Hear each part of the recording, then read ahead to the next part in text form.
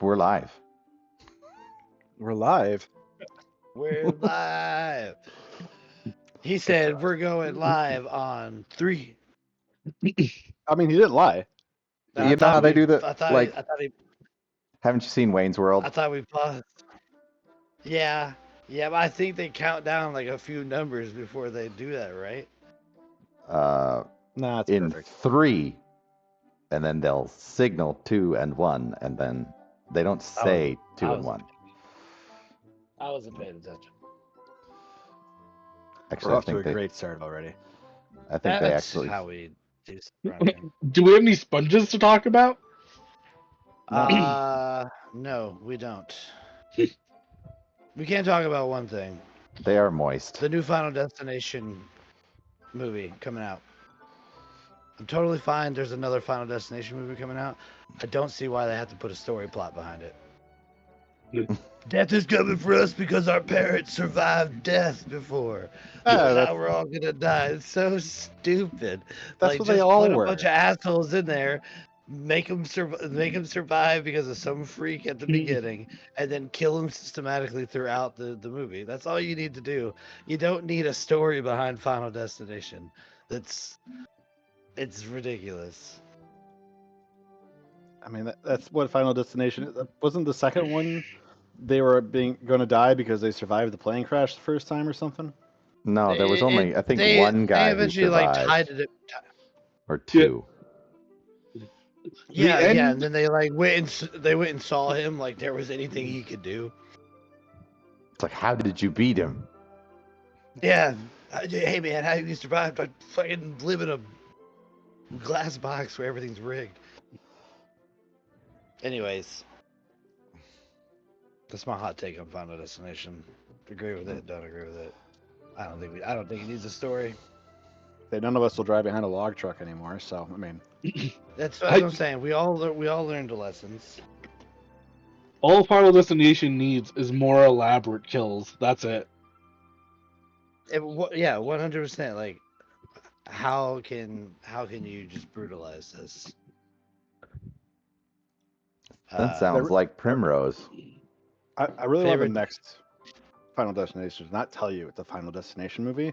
Have a totally different title, and then as you get in there, you slowly realize that this is just a Final Destination movie. Yeah.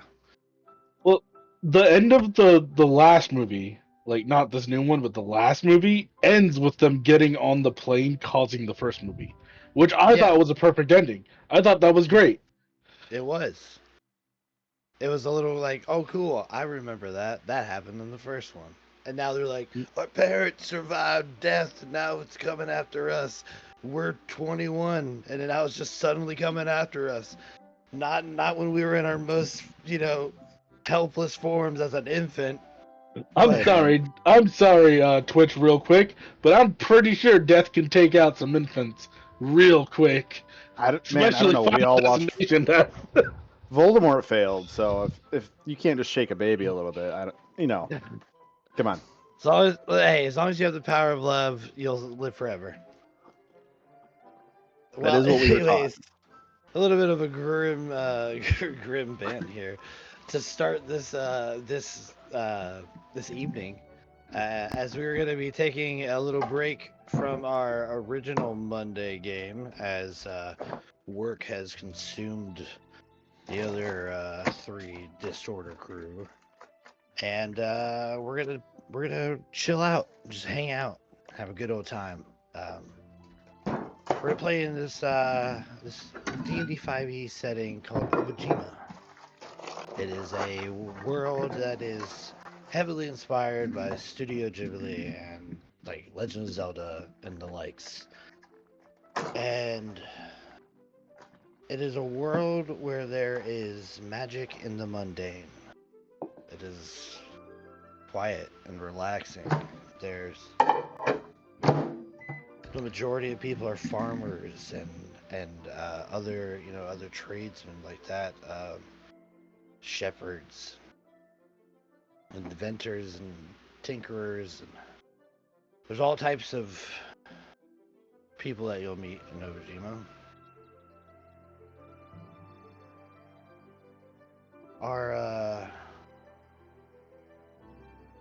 have the game paused. Our game tonight, in Obojima, I'm going to bring us to the map. I Check out this. might ask for a pause because it looks like we're lagging real hard on stream. Oh yeah, we really are. I kind of thought that was on my end. Gonna re-rough. Re-rough?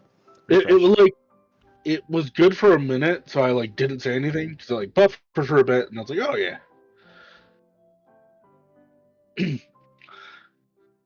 I just reloaded it. I believe in you, stream. Yeah, well, I don't know.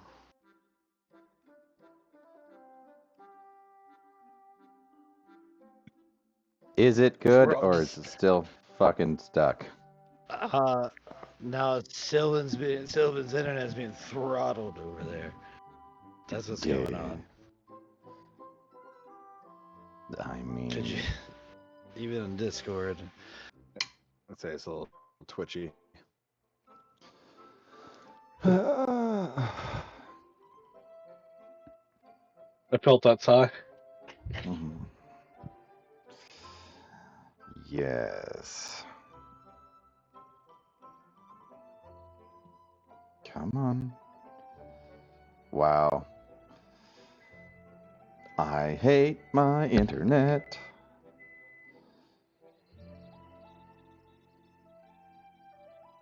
This is fucking.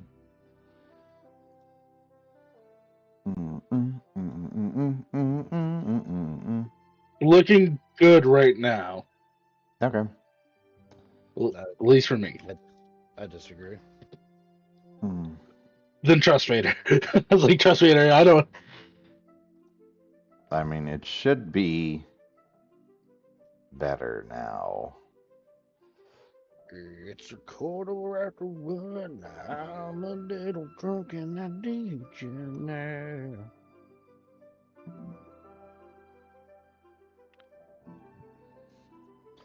All right. Are we back? I think we're back. I see somebody saying we're good.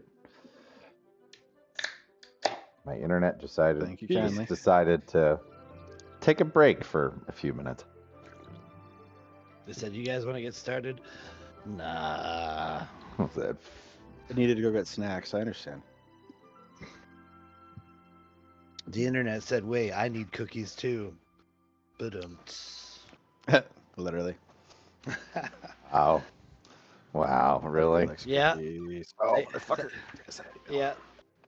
Deal with it. It was a good stream, guys. Really appreciate going through Obojima. Yeah, I hope you guys really enjoyed Obojima. All right. Are we back? Yes. I'm back. I'm here. Everybody here? Everybody looks like they're here over there on Twitch. I gotta stop bending forward. My big ass forehead takes up my whole camera screen. Yeah. Damn. That's a huge bitch. Hold up. It's a dead.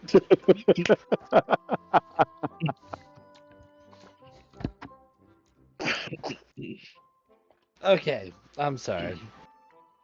As I was just saying, we are playing tonight in the mystical realm of Obojima, a world full of magic and spirits, where people live and explore, and where there are festivals for every occasion. Although life here is mostly idyllic, with farmers tilling their fields and shepherds tending to their sheep dragons, there's plenty of adventure to be had. Travelers will find their fair share of it by simply walking from village to village, following rumors and spirit companions, and allowing the strange and wonderful tales of the tall grass to unfold. So, I invite you all to join into our game tonight as we explore the curious world within Obojima. Our game tonight takes place in the southwestern region of the Gift of Suratashi, or what most locals call it, the gift.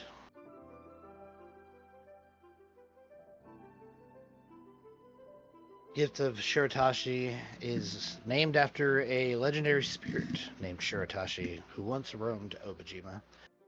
The region is a harmonious blend of tropical paradise and pastoral tranquility. It is a landscape of tapestry and verdant farmland, thick forest, and rolling hills blanketed in lush meadows where the scent of flowers fills the air. In the valleys, gentle rivers meander towards the coast and the golden beaches that the gift is known for. Scattered all across the land are quaint villages and towns where the rhythm of life is slow and relaxed. The inhabitants, primarily farmers and craftspeople, cultivate the land, growing vegetables, spices, tea, and fruit, as well as raising all manner of livestock to graze the hillsides. These settlements, with their thatched roofs and open markets, exude a rustic charm that complements the natural beauty that surrounds them. The artisan's handiwork captures the essence of Shiratashi's spirit and their intricate crafts. In the gift, the serene lull of nature and the gentle hum of daily life merge together to create a sanctuary where the legacy of the great spirit Shiratashi resonates in every rustling leaf and crashing wave. If you guys click on the little journal tab over there, you can click on Get the Shiratashi, and you can read a bit of pretty much read what I just said. In the gift of Shiratashi, or the gift, in the to about the northwest of it, lies a small, quaint, charming, and idyllic village of Okiri. Nestled in the rolling hills between a modest wood and a lazy river, this is a place where everyone knows everyone else. The river that flows south from Mount Arbora intersects with the east-west road, placing Okiri right on the crossroads. So therefore, travelers frequently pass through the village, bringing news from the outside world. But generally, Okiri has remained somewhat isolated for the larger dangers, and that lurk in the vast expanse of the Gale Fields just beyond the farmland.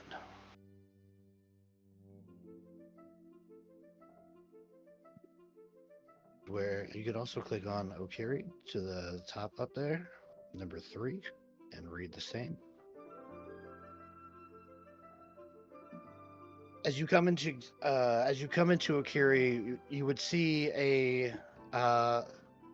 wonderful array of just thatched roofs and wooden buildings, as well as stretches of fields that are dotted with sheep dragons that are herded by shepherds that allow them to graze out on the hillside. You can see all types of crops, vegetables, flowers, and all types of craftspeople plying their trade throughout the day. Everybody seems ready to give you a warm welcome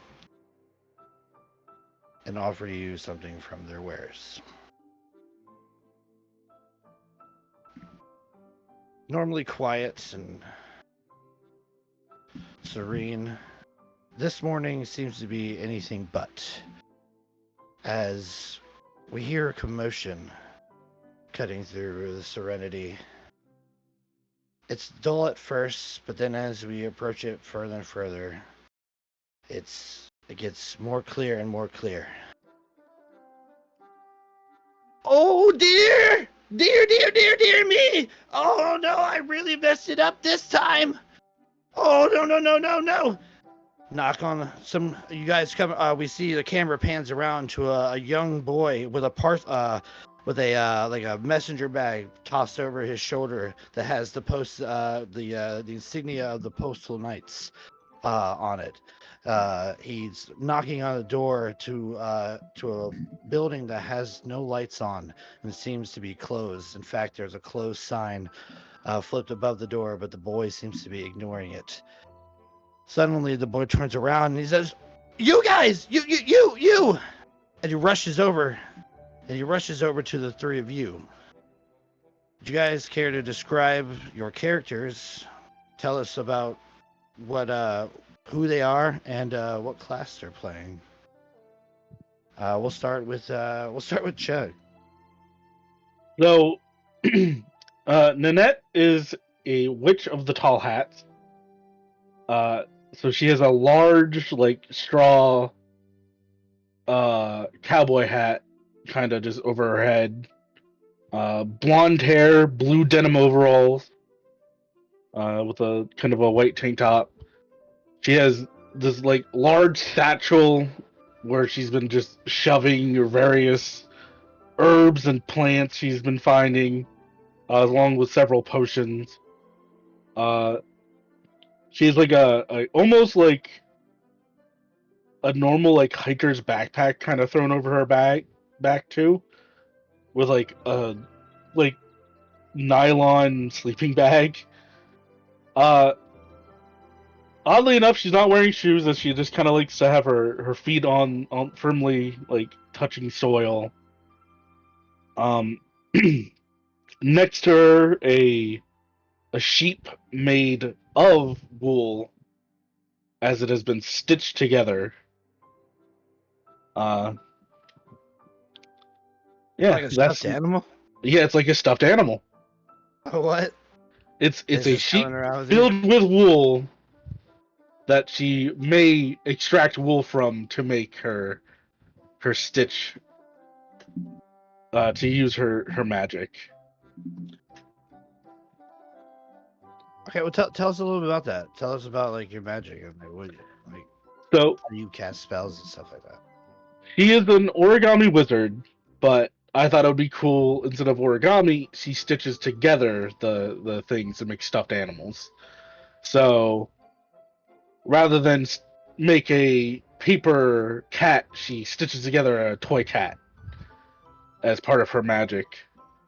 So she's a member of a traveling group of witches, but she also is a resident of Ukiri. She likes to run about gathering herbs, but mostly also uh, tending to the dragon sheep and gathering their wool to make new stuffed animals.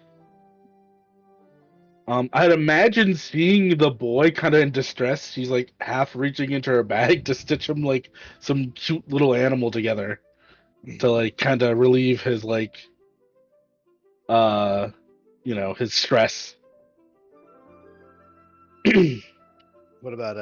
What about you, Fly? I am playing a cat, which is a blue Dara. He's about 6.5, 6'8". He's a very, very tall dude. A little bit on the thinner side though, almost willowy. All gangly, long limbs and things of the sort. And you see dangling from his body a collection of like glass jars that seem to have different colored substances in them. It's wax, and it's like melted off the side of a couple of the jars. And on his hip, he's got a big roll of, well, it will be wicks, but for now it just looks like a bunch of thin rope um, that he uses to craft his candles and things to help out where he can when people need light and things. But he is a rogue, and as I don't have a subclass yet, he will be a waxwork rogue when we get there. But yeah, he's just a tall, willowy dude. He's there to hang out. He does carry like a machete on his lower back, but that's more for clearing bush than it is for um, any sort of combat. The islands are, well, relatively safe. Yeah. But he's a courier. He's part of the courier brigade, so he's used to running hidden paths through the island, and sometimes the paths get overgrown if people haven't used them. So let's get a clear bushes out of the way. Absolutely, yeah. Being part of the courier brigade, you're definitely not no stranger to the dangers that do exist in Obojima. For the most for most cases, Obojima is pretty relaxed, and especially here in Okiri, where it's pretty much a town where nothing bad ever happens. It is like the Shire. Most people who live here don't know much of what happens outside, but the occasional word is brought in by people like you, like the people from the courier brigade, and people like this kid who is now rushing up to you, who you could also tell is at least a fledgling member of the courier brigade. Maybe not a full postal knight, but definitely an aspiring one. And then, last but not least, Sylvan. Yutari is a just shy of 6 foot elf with long, kind of silvery colored hair, dressed in very adorned, like parade dress kind of naval uniform with the epaulets on the shoulder, this bright red coat with brass buttons all over it, a short cutlass at his hip, and on the opposite hip there is a pair of black and white masks that have been carved out of wood and painted to look like the comedy tragedy masks, similar to that, but with a little bit more filigree and decoration. Unfamiliar with this area, he is traveling through in hopes to meet up with his mentor, who is beyond this town, as he is an apprentice archaeologist and bard, learning about the people of old and telling tales through the use of masks to be basically a one-man performer as he entertains the masses that he usually travels with, whether on a ship or over land. He's kind of the one-man entertainment for the crew. Oh, absolutely. And you find no lack of that. In fact, celebrations are often in a surplus. In fact, here in Okiri, they often have festivals that delineate when a certain crop has come into harvest time. So they'll often have a turnip festival or the pumpkin festival or something like that. And usually it is just in commemoration for accepting what the land has given them and celebrating it. So you'll find no lack of people wanting entertainment of all types. Music is always heard. Community is huge here. But as you guys stand there and you watch as this boy runs up, he almost stumbles and rolls before he stops, his feet at yours, but on his on his back. But he leans up. He's like, "Oh, okay. All right. You're part of the courier brigade, right? Yeah. Oh, sorry." And he stands up and he salutes you, and he's like, uh, "Aspiring courier knight Lomi, reporting for duty, sir." Hello, Lomi. I'm. Don't dissalute. I'm just a cadet myself. I'm not too far along yet. What is going on? Why are you so scattered? Oh, it's horrible. It's the worst thing possible that could have ever happened to me. I delivered a letter to the wrong person, and now I can't get it back. Have you tried asking them for it? Most folks are pretty understanding. Oh yeah, I tried asking. I was knocking on the door. They're gone. They're gone. Oh. That is not great. No. It's the farthest thing from great. It's terrible. It's earth shattering. It's ruined my life. Deep breath, one thing at If a my time. sister. There you go. If my sister finds out about this, I'll never become a knight of the courier brigade. You gotta help me, please. All right. Deep breath. Listen, who was the letter for, and who did you give it to?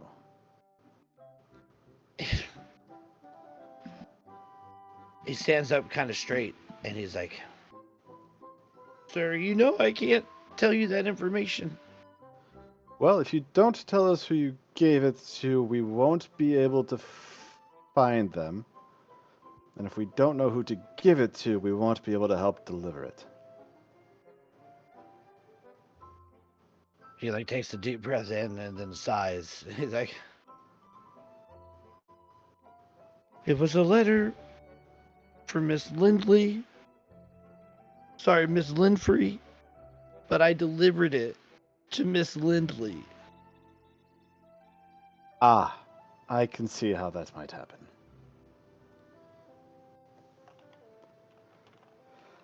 Well, Mrs. Lind.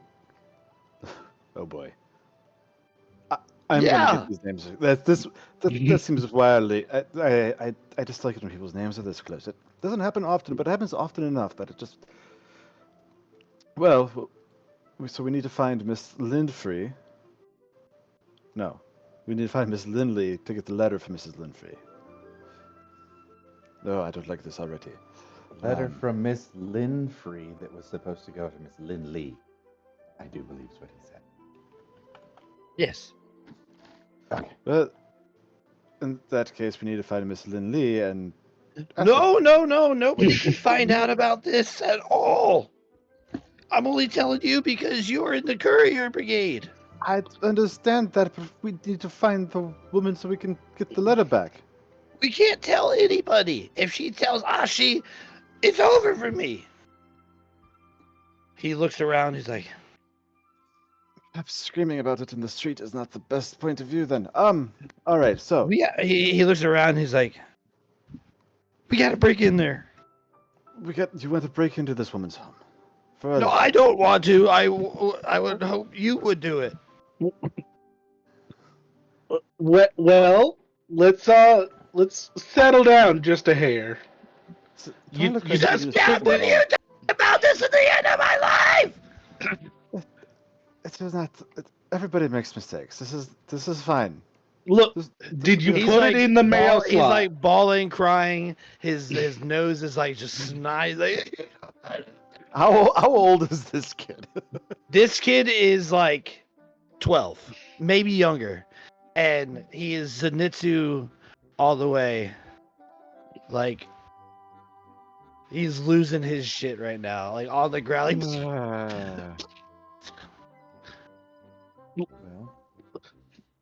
Well, Look, it'll be fine. You put it in the mail slot, right? No, I did. I gave It to her the her. letter. Oh, you directly handed the letter to her. Yes. When did you hand her the letter? Earlier today on my rounds. Okay, how much earlier today? You said she's not home now. So was it an hour ago, 3 hours ago? Maybe she's out for lunch. I've been knocking on that door for an hour. It took you an hour to stop knocking on the door, no one was answering. It took an hour until I saw you guys. Oh boy. Well, you know she just painted the door. You didn't, like, scuff the paint or anything, right? That thing was a different color when I started knocking on it. There's just one patch that's just like worn away. White already? Please, you have to help me. Well, look, you want us to break into her house, and I somewhat follow that, but here's the thing. If she hasn't been home yet, she didn't drop the letter off in her house. Did you give her the letter in her home, or was she out in town when you ran into her?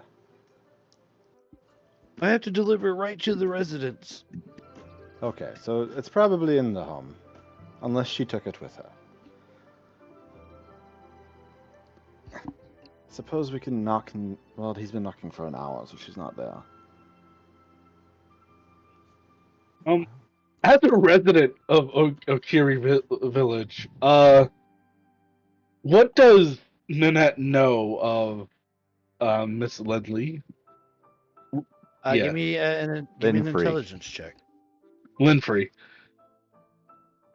Oh, this is gonna be beautiful. Right. Intelligence check? Now, The shop that he's knocking on, it belongs to Miss Lindley. The letter is going It's to for Miss us. Lindfrey. So you're asking about Miss Lindley. This is gonna Oh. fuck us up. Dude, we're already failing. We're all in the same boat with this kid, man. We're like, Yeah, fuck.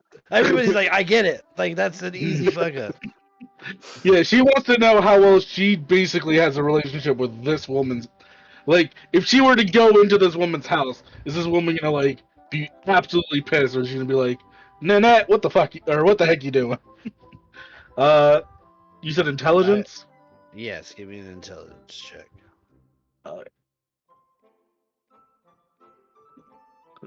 I rolled an 8 for an 11. You don't know much about Miss Lindley, and that's not because of any like specific reason other than she's pretty much like a shut-in for the most part. Like she's known as like the town tinkerer and stuff. Usually if somebody like a farm equipment and stuff is broke, they'll bring it to her. But it's usually just like open the door, give me the stuff. I need this, I need this. So you don't know much more about her than anybody else really would. You can generalize stuff. But just standing outside of her workshop, it's just this small little humble wooden house, and you see that little cobblestone path that leads up to the front door, which is painted bright green except for one certain area.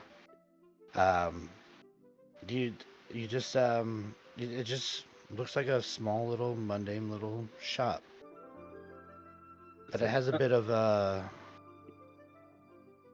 like a mystery to it as you look at it. Nanette goes, well, I mean, I don't think she'd be too mad if we went in real quick. But she's kind of a homebody, so she might be a little mad. But I mean, the boy's honor's on it. Well, as a member of the postal cadets here, the brigade, how big a deal is this that he's mixed up these letters?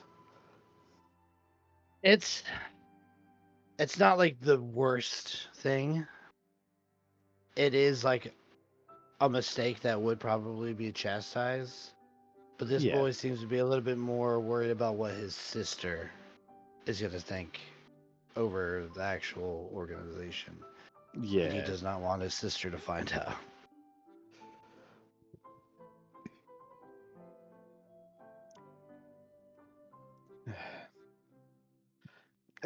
Does he live here too in Okiri? No, he's he's part of the courier brigade, so he travels. Okay. You've seen him before, but okay. Nanette will look to the other two and go, so y'all want to get this kid's letter so you can give it to the right person? It's kind he's of like, I don't have much. I give you this, and he like digs in his pocket and like pulls like rabbit ears them out, and like just kind of thrusts some odds and ends. But you have like you see he throws down like a few sea petals, which in Obojima is like a form of currency. They're kind of like I think they're equated to like a silver, I believe. Yeah. Nanette's actually gonna push throws, some like, of a those. Walkman at you, like a regular like 80s looking Walkman with a cassette in it. Yeah, respect. Nanette's gonna actually push aside the pedals, the money, and she grabs a single button. She's like, "Oh yeah, this will make a good eye," and she just like pockets that. She goes, Yeah, "Okay, so- I'll help you." Oh, you will? This is really a minor. All right. What the hell? I've completed my delivery for the day. Sure, kid. Why not?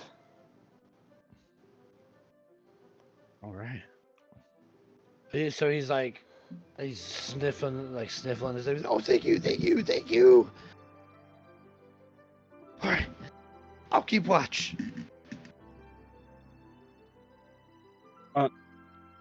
Just to make sure Nanette's gonna look over and go, Mr. Yatari, are you gonna help too? I'm curious to see what's going on. I haven't spent much time here, but willing to help. Seems like he's a little worried. Yeah, he's blowing it out of proportion. He'd be chastised for it, sure, but everybody makes mistakes. Well, let's see what we can find. Looking at the door, is there a mail slot? Yes. Nanette's gonna look over at Wooly, the sheep, and she's just gonna go, okay, boys, it's gonna look unpleasant, but I promise he's fine. And she's just gonna reach in and pull out all of his stuffing. Okay. So he just goes Sheep doesn't completely. disembowel that sheep. He goes completely flat, like paper flat, and then she just opens up the mail slot and shoves them in. For whatever it is that she is trying to accomplish, Yutari will pat her on the shoulder and be like, "Good luck. Hopefully you don't lose your sheep." And I will cast guidance. Nanette will chuckle because she hears the pun in it, and she'll go, "Thank you. Wooly, just grab the door handle."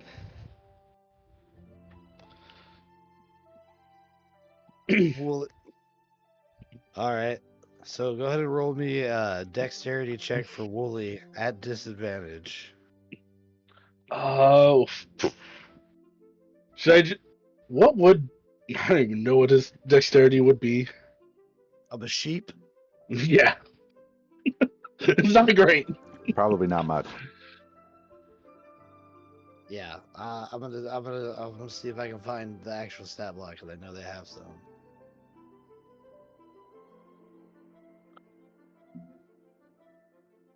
Oh, whoops.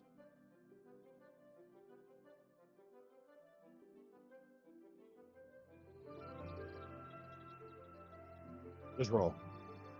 Plus 0. Dex is a 10.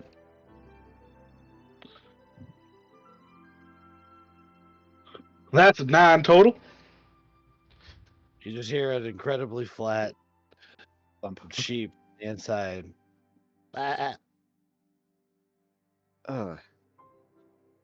Do you want me to try?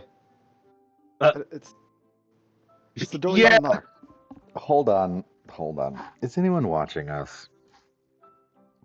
Give me a perception check. As we're trying to break into this woman's house.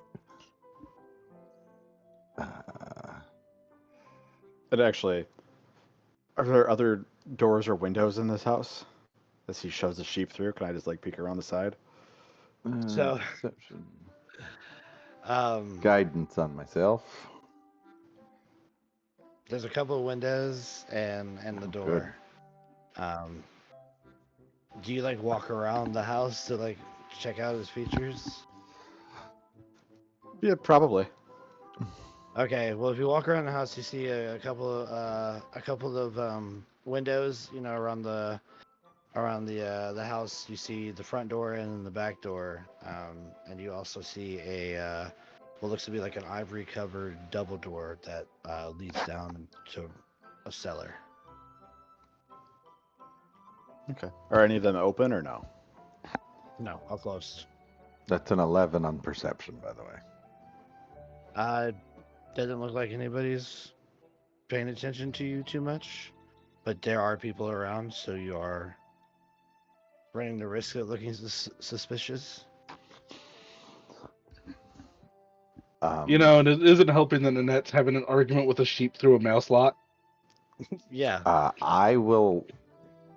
I'm not much help breaking into a place other than casting guidance. I will find a place nearby that's if people come wandering by, they'll be looking at me, and I'm essentially gonna find somewhere I can stand and just I have a flute, and I'm gonna be just doing a little one-man performance, practicing my art as I tell a Okay. tale with the masks, switching them on and off, going between the two, and narrating a story essentially. All right, give me a performance check. Barding out there doing bard shit. Hey, I mean, I got nothing to help break into a building, but I can If the be a mask fits. distraction. Oh, good. That's great. The one thing I'm good at, that's a 7. It's not that you're doing bad. People are like enjoying it, but but they're kind of just going about their way as they do so. So they are still kind of just like walking past you. Like some will stop and watch for a few minutes and listen, and then they'll be like, all right, we got to go do this and stuff like that. Okay. So there's still people. You are causing A a bit distraction is basically what I wanted. of a distraction, but it's it's not the best distraction. When a cat comes back through, Nanette's gonna go, Mr. Cat, I think my sheep's stuck. Well, you took all the stuffing out of it. That doesn't quite surprise me. Just give me a moment here, real quick. And he'll step up to the door and act like he's knocking on it with one hand, and with his other hand, take thieves' tools out and try and pick the lock. Okay. Give me a thieves tool check. I believe in you. Can Oh we my roll God. physical dice? I need my physical dice. That was You can 4 always twos in a row. You can always roll physical dice. 'Cause- As you go to stick your lockpick in the door handle, you watch as like it just kind of like warps and bends as you push it towards it, and then you pull it back and it straightens back out. And it just like you keep missing the opening. It just keeps going to every time you try to Oh, some insert of the those locks. lockpick. Well, perhaps we try the other door then. Because this door is one of those doors that doesn't like things that aren't its key. So there's some of the doors get picky about that thing. Well, you go try the other doors. I'm gonna, Willie, look, it's the handle. I showed you what a handle is before. She's just talking to the slot still. Yeah, you get no response. If where the double ivory door was, can I get there without it being like exposed to the street? Maybe. Give me a stealth check. I'm not gonna click the button. I'm not falling for that shit again. Do it. Hey, Click the that's a button. 19. No, it's 19 on the dice plus 7, so 26. 26. Yeah, you look to the left, look to the right, kind of slide down, walk past Utari, and then like go around the block a bit, and then come around, and like you're fine. You get up to the ivory covered double doors here, and you see there's a padlock on the double door. Okay, Padlock. I hope you will be kinder to me than the friend at the front of the house that was. But I would appreciate it if you would open. I need to help a young man find a letter. Please open. I'm gonna try to open it again. All right, give me that thieves tools. All right, that one did okay. We'll do this. Better, sort of. That's a 7 on the die, plus 5 is a 12? I think that's 12. Yep. Yeah. So you kind of hesitate with your lockpick because you're like, please, don't be magical. And you Don't be one of those locks. stick the lockpick, and it goes inside. You're like, okay, progress. You're fiddling with all the tumblers and stuff like that. You can feel them clicking out of place, moving, moving your tool towards towards the end of the mechanism. And you get right to the end and you slip up a little bit.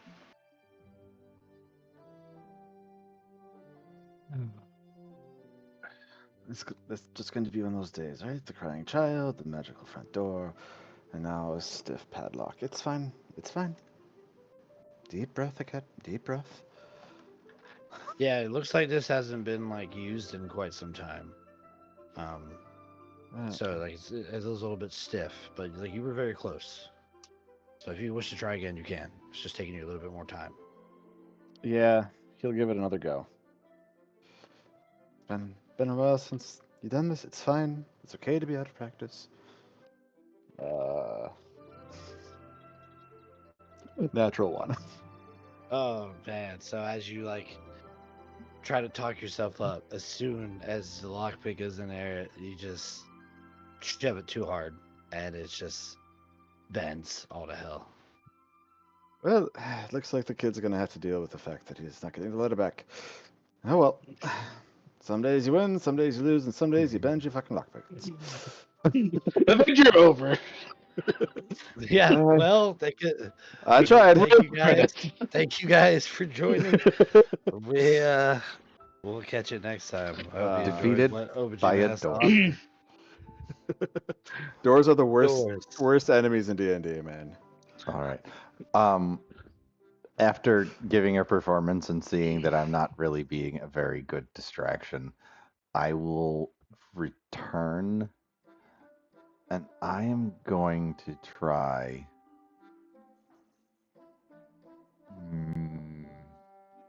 Fuck it. Let's get into it. I'm going to use ethereal sight to see if there's any spirits nearby. Boop.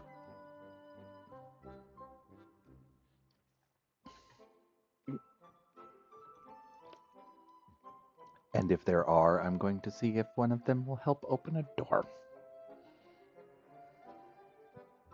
Okay, give me a perception check using your ethereal sight.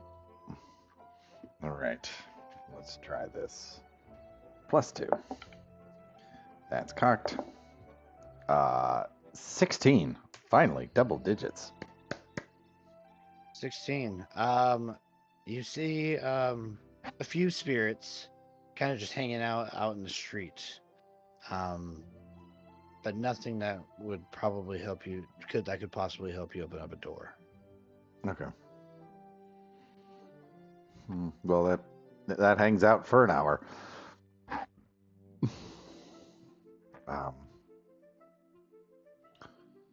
So, do we have another? Is there a window that I could look in to see, like, the front door?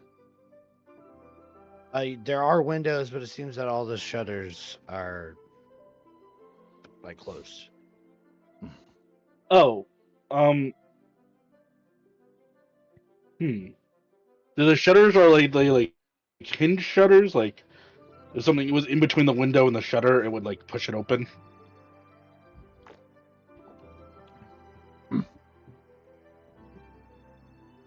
It's just a shutter. um, Nanette's gonna go. Okay, well, I was hoping to not try to do this because if you are stuck in there, it's gonna be really hard to get you out. But because right now, Wooly is in camouflage mode, which is this. But she can uncamouflage him to fill him back up.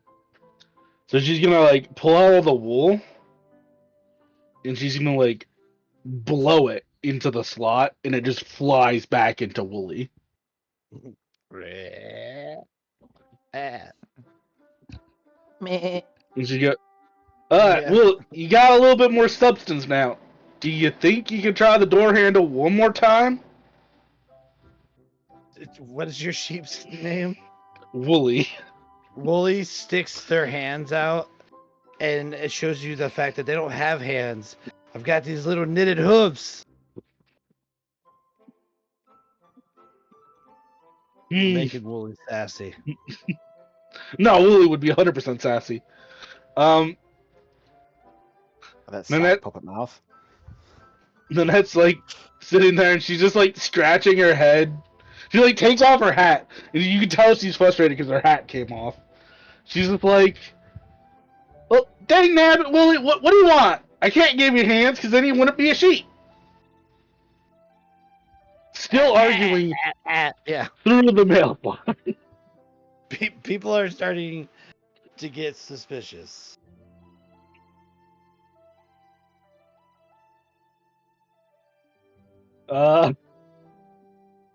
The We are stuck on this door. This door is beating her ass. A cat is not there. He's still in the little space with the double doors. But he's gonna take out his cobbler's tools and straighten out his lockpick. Okay. The lock does look like it could be broken too. Yeah, no, it's one of those. He straightens out his lockpick, puts it back in the little case, and then it's like, okay. Takes his cloak off, wraps around the lock, and just takes the hammer out of the cobbler's kit and just smacks the top of the lock, trying to knock it off. With his Alright, roll cloak, me trying an- to dampen the sound. Roll me an attack. An attack, okay. Yep. I got one of these. I don't have a hammer on here though. We have fully resorted to breaking and entering. It just is what it is at this point. That fell off the table. That's better. That's a 14 plus dex for 3. I would say strength. Strength is plus 0, so that would be 14. Okay.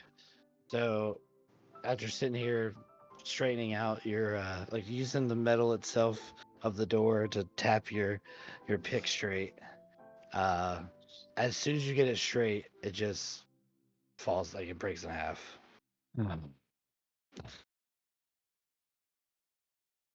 But you maybe frustrated, you wrap up the lock in like your scarf and you smash down on it, and you hear the faint like crunch of metal breaking. Wiggles that loose. No, I should get some lock bits. And puts it away and tucks the hammer back in his bag. And undoes the chain and slowly opens the door. All right. There's like a bit of a groan from the door as it opens. You can tell it hasn't been moved in quite some time. So it's like, and the other two of you hear that come from around the building. Vader, I have a character sheet issue. Because What's up? You uploaded my character sheet, but then I changed my spells before the game, and you still had the old spells. Well, you didn't. And I tell tried to me that. upload it, and it just fucking It disintegrated. does that. It does that, I have, man. I have 0 hit Self-destructs. points and nothing at all. Nanette looks over her shoulder. Yatari just screams and then turns into dust. Just fades. Yeah. I don't over there feel so good, dying. Mr. Stark. Yeah, There I it is. changed it, so I re-uploaded it for you. Thank you so much. I will follow the sound. All right. Yeah, you guys follow the sound and you come around to see a cat opening up his set of cellar doors. Hey. So I got the lock off, but I had to break it. I was smart enough to cover the lock to hide the sound. Didn't grease the hinges. That one's on me. It's been a while. I don't break into homes a lot. All right, this is not my usual forte. Man, we're doing a lot for this button. The child is really overreacting. It's not that big a deal. Honestly, the door thing, it's just personal at this point. I had to get in. It broke my picks. It is unfortunate. I'll have to get a new set somewhere. Well, I think Miss Lindley won't mind.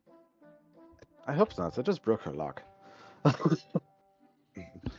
I wanna preface this that as soon as the net comes around and sees the double doors, you're instantly like, "Oh yeah, I remember those being there." Uh, yeah, I don't know why I was so set on that mail slot, but I mean, if it would have, let's go on in. if it would have worked, putting your sock through the slot would have worked, I guess, if the sock can do things. Well, I also remembered that I could see through Wooly's eyes, and I have a spell that lets me do simple tasks like open doors. But That feels like that would have been good to know 20 minutes ago. nah, this was much funner, wasn't it? We all learned something today. Yes, I feel like you need to. We should just sit down at some point and speak about what you are capable of doing, because I'm not certain about your magic style of things. It's fine. It's fine. Come along, man. You guys begin to hear voices, and you're not quite sure if it's coming around the building or if it's just a little bit louder in the street. No, no. And a cat steps into the door. Nanette will go down too, or into the. We're going into the cellar, right? Yes. Okay. I will follow and then close the cellar door behind us. Say, before you close the cellar door, a cat is at the hinges, dribbling oil over the hinges, so they close quietly.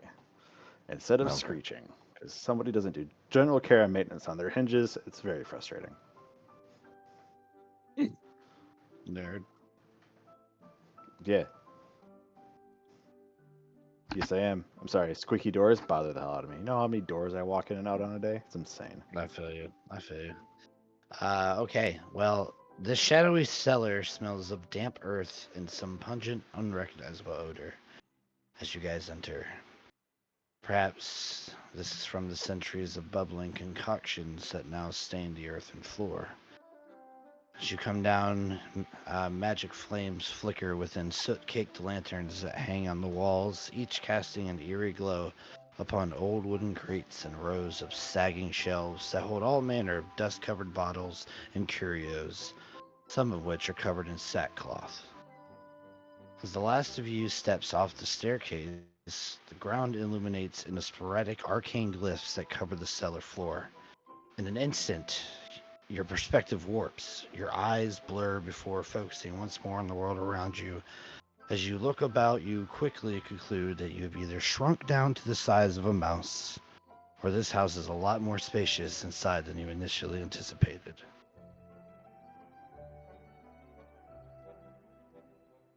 As you guys shrink down to a tiny form, the doors shut firmly, and you can hear a lock being locked. And then some dust falls from the ceiling above as this happens. That is not good. I definitely broke that lock. Definitely broke it. I really, as a witch, I should have remembered Miss Lindley was probably a witch as well. But I'm sorry. We just broke into a witch's home. well, We are looks all gonna like. die. Well, we won't die. No. We're trained not to kill. You see, have a bad time, get chewed out. Oh yeah, it's going to not be good. She's gonna tan Guys. some asses or hides.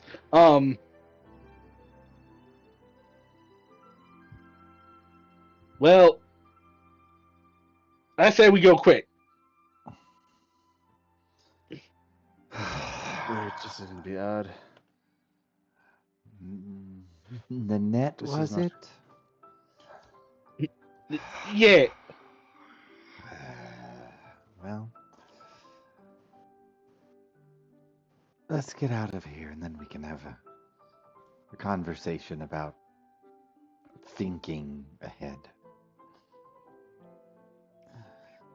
Let's go. Yeah. Meemaw says I ain't so good at that. This is but not something my sigil had prepared me for. It will be fine. Something new for the thumbprint. For the print, the sigil. I should remember what those are actually called to use it properly in roleplay. Revelation. Glyph. That's what it is. Glyph. This is not what the glyph prepared me for. So what do you guys do? You are mechanically tiny. Ooh. How high are the stairs compared to us? What should be like normal stairs seem like mountains. Any chance your sheep sock can get us out of here? Is your sheep sock normal size? It's a sheep's. Yeah. Well, let's see.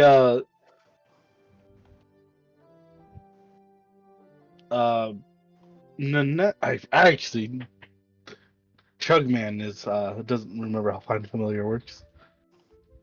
You can see through their eyes. Oh yeah. So Nanette is gonna like telepathically communicate to Wooly and go, can you get down to the cellar? Meh. You No can response. slide under. Oh, no response. Uh-oh. Well, I can't reach Wooly. Is that normal? Or Usually it's when he gets like destroyed, or he just wants to be a jerk that day, or he gets destroyed. that is not great news. Okay. He could be taking a nap. I don't know. Sometimes he does that too. Give me perception checks, everybody, please.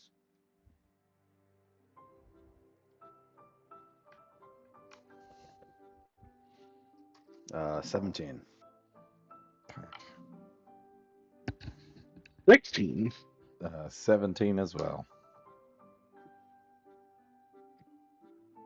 All right. You guys are kind of like having this conversation and you're looking around. You can see like in some areas, like on these crates, that there are paw prints and like claw marks in the dust. And to you, right now, these things seem relatively massive. Oh no. There's a cat. I think. Are cats a thing in Obojima? They are now. There's a cat. Yeah, there are. I imagine Nanette knows the cat's name. Emerson.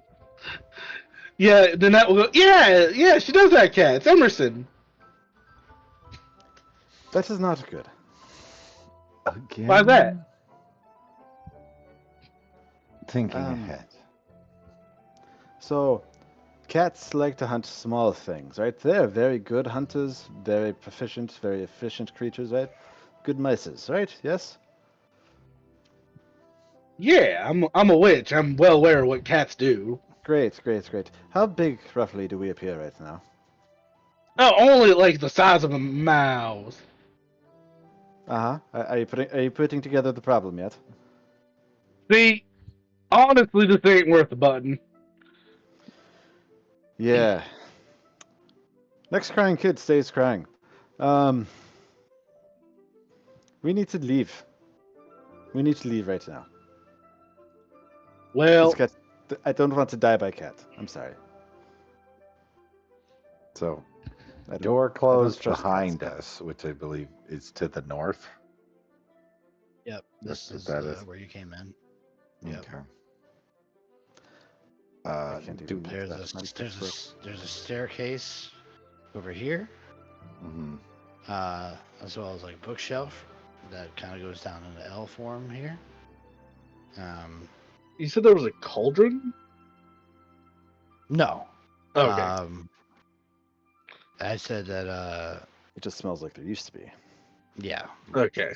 Lots of stains everywhere. Yep. Is this Do we? bookshelf something we can climb?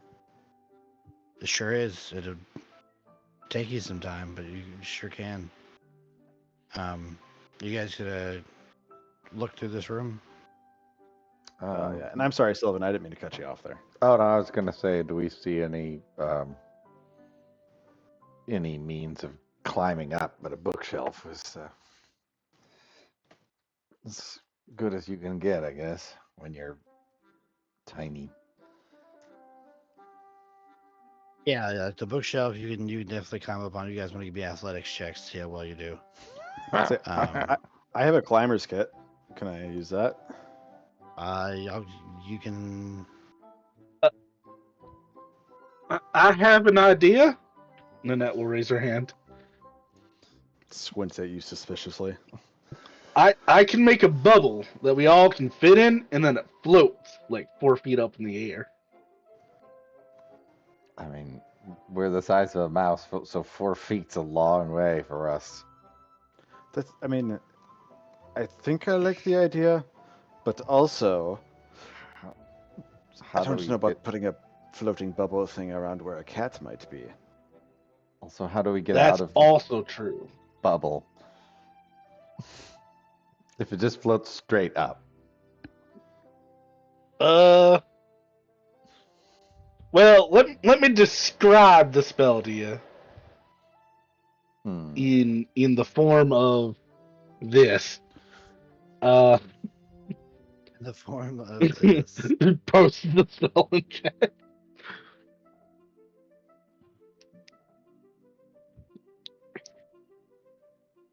So if one of us like is out of the bubble, they can just like throw a rock at the bubble like a pebble, and they pop it.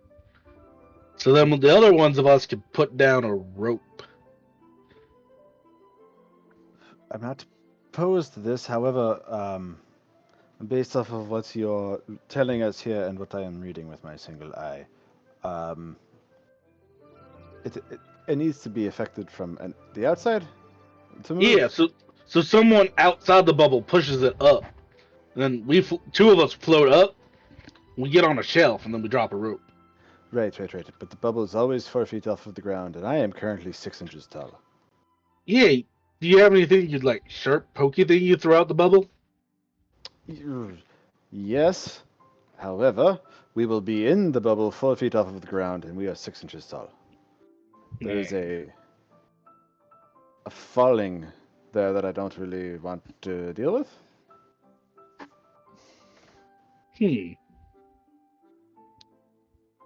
I'm not opposed to this plan, but we need maybe a fan. Is there a fan in this room?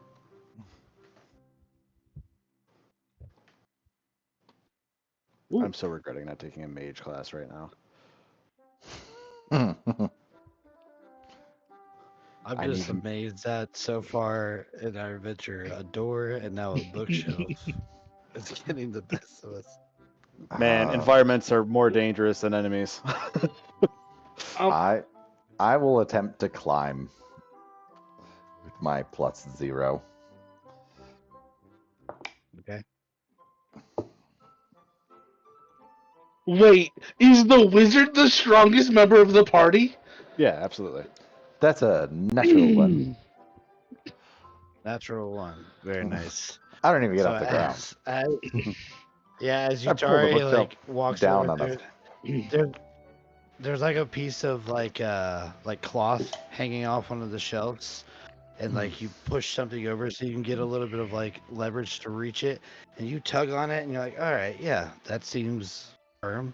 All right, Here we go. And as soon as you lift off the ground, it just shoot pulls and like a little wooden box of like paintbrushes falls and clatters to the ground all around you. And it's like logs falling around you. You're like, oh shit.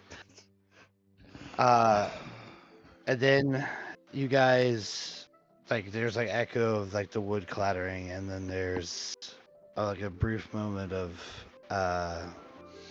silence, and then you hear like a do do do do on the stairs, and then a brr, and then sitting on the railing is this orange cat, and Oh, he not an orange yawns. He yawns, and he's got this gigantic fanged maw. And he Hiding looks around and sounds like a good he plan. sees the paintbrushes. Not with a natural one, you ain't going nowhere. He I looks figured down that'd be- at the floor, seeing the paintbrushes, and then he sees you, and his eyes narrow, and like his pupils like dilate, and he lunges forward, and he's here to say, "Pixies." And he rushes up and he gets right on you. He puts his paw right on you and holds you down. Not pixies. Who said who gave you permission to come over here? Was it Tina? Was it Mina? They know they're not supposed to invite strangers into the house while the missus is gone. Amersian, it's me, Nanette, and she'll wave her hat. How do you know? Give me a persuasion check. As he like, How about an animal handling? no. Damn it.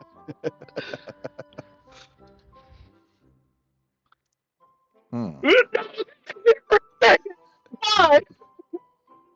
She's like, oh, it's another one, and she like pounces and pushes down on you. Now he's got both of you underneath his paws.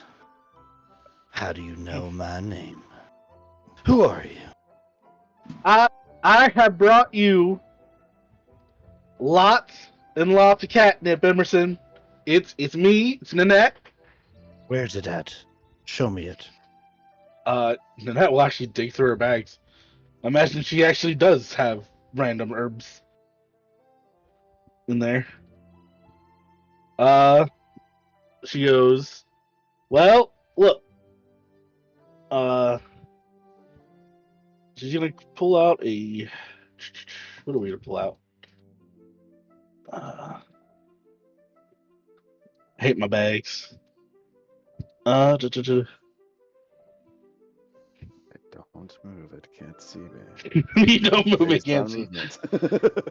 Yeah, you just see like this imperious cat who's like sitting over Um, paws both on Nanette and Utari holding him down. He's got this portly paunch, crooked whiskers. His fur is thick and it sticks out of all angles. He was clearly fast asleep. Nanette is For going you. to like pull out some seeds for like something that would grow into like catnip, and then she's gonna pull out the potion to try to grow it, if I may. With your 6 persuasion check, no, this thing does not allow you. He's like, do not try your tricks. He like swats at the seeds and stuff. Don't try your tricks on me, Pixie. It's not bad enough you took my treats and put them somewhere where I can't get them. But now you're down here in the basement. This is my area. Where did the other pixies put your treats? Maybe we can help you get them. Well, if I knew that, I would be able to get them. Oh, I had just assumed that perhaps they were in a tightly sealed jar or something that might be tough to open without thumbs. You know exactly where they are, Pixie. I'm sure your friends upstairs would tell you. I'm not a pixie. Like, no wings. Give me a persuasion check. We're really good at finding Persuasion. things. I have -1 persuasion. Let's find out what happens. I got a 0. We all succeeded at anything. Okay, hold up here. I need to just. The only thing we've succeeded on is spotting the fact that there's cat paw prints in this basement. That's not And true. getting into I the can basement, I hide guess. really fucking well. I stealth like a god, and that was all I could do. You're not a very convincing liar, Pixie. I'm not a. What? I'm not lying, though. So I'm not a very good truth teller? That's even worse. No, you're bad at doing both. That's just rude. Well, Look, Emerson, did you see Wooly upstairs? He was in the house. That way you know it's me. I don't know what a woolly is, but I was sleeping until He's the you sheep three you woke claw me up. You claw him up all the time, remember? Well, if I would have saw him, then he's been dispatched. But I haven't seen him. I was asleep again until you three. And now that I'm awake, feeling a little hungry. Perhaps we can go talk to the other pixies to get you your treats back. How do I know you're not just trying to trick me? If I was trying to trick you, you can catch and eat us anyways, so it wouldn't make much sense for me to do so. We have no wings. We can't fly away. You're bigger and stronger than we are. And And faster probably to boot. faster, too. And more handsome, let's be honest. I mean, you said you were upstairs asleep. And we were trying to find our way upstairs, and you managed to hear us all the way up there, even sleeping. You were You able to made a lot hear of us. noise, down and I was just right at the top of the stairs. There's no need to be so humble about it. It is obvious you are a peerless hunter. Emerson the Magnificent, a brilliant hunter. No creature would ever survive. Those pixies. You certainly wouldn't. Those pixies' days are numbered because you certainly will catch them. And with our help, we might be able to catch them together. And then Fortunately, you have I your can't treats. do much about the pixies. At least in the way I would like to. The missus likes them too much, it seems. Far too much, in my opinion. But roll me another persuasion check. One of you may do so with advantage, or you may all give me a separate one. Bard, by all means. Bard, by all means. Internet will shut up for once. That might actually do it. That is 19. A 19. Hey, we're above double digits. We managed to convince a cat. Emerson picks you up by the nape of the collar of your coat with its nail, and picks you up like it would, like a cat would a mouse, and it holds you there.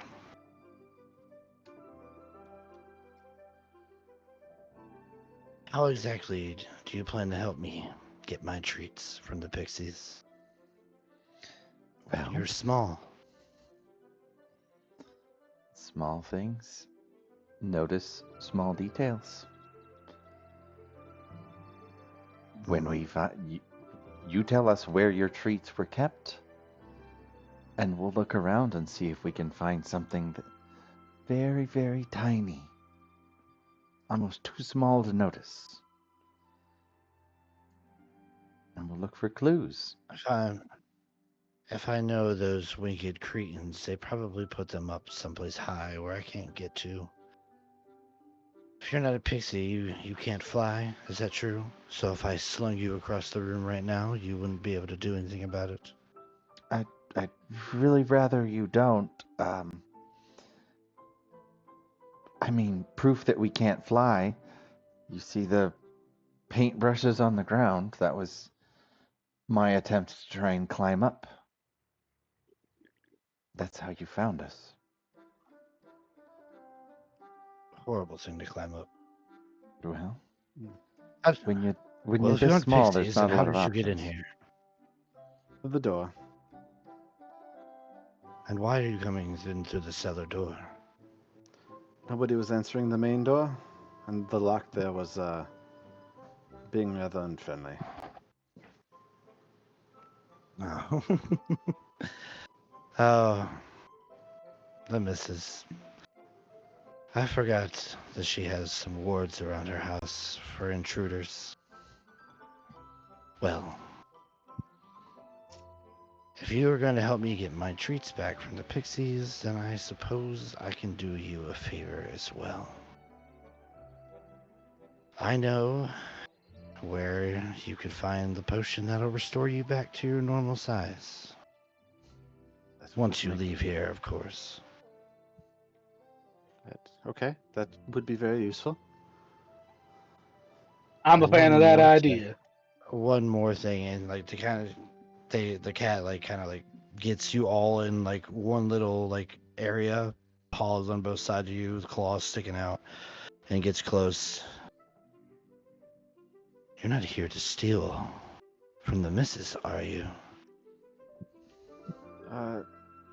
No. We're here to get something that was meant for somebody else but was handed to her by mistake. We hope to return it to its rightful owner. And what is this? A letter? Oh, a letter. Why didn't you just wait for the missus to come back? Because that one would make for a very entertaining game. I mean, You're because right. there's That a wouldn't have been a fun adventure at all. there's a young man who's was very upset that he had made a mistake and wanted to correct the issue before people he cared about found out that he had made a mistake. He was trying to solve a problem, and we kind of let ourselves get talked into it. Honestly, I'm inclined to tell his sister now. From now on, crying children will stay crying. That's just the rule.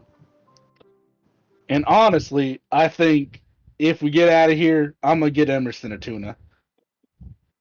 Mm. Well, that sounds delightful. But I will tell you of this. I will tell you where you can get this potion. Once you have my treats, deliver them to me. All right. Anything else?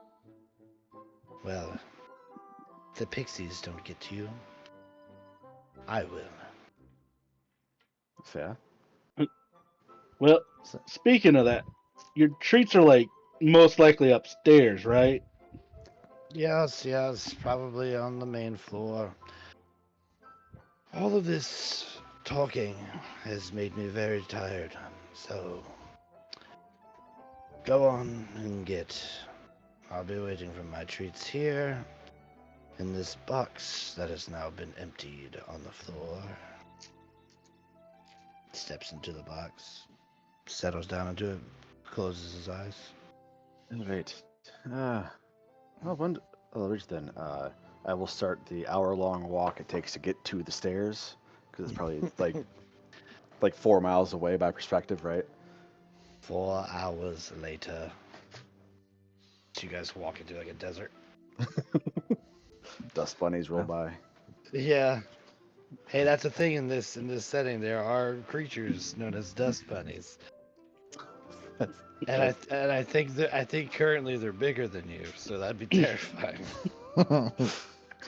Well, Yeah.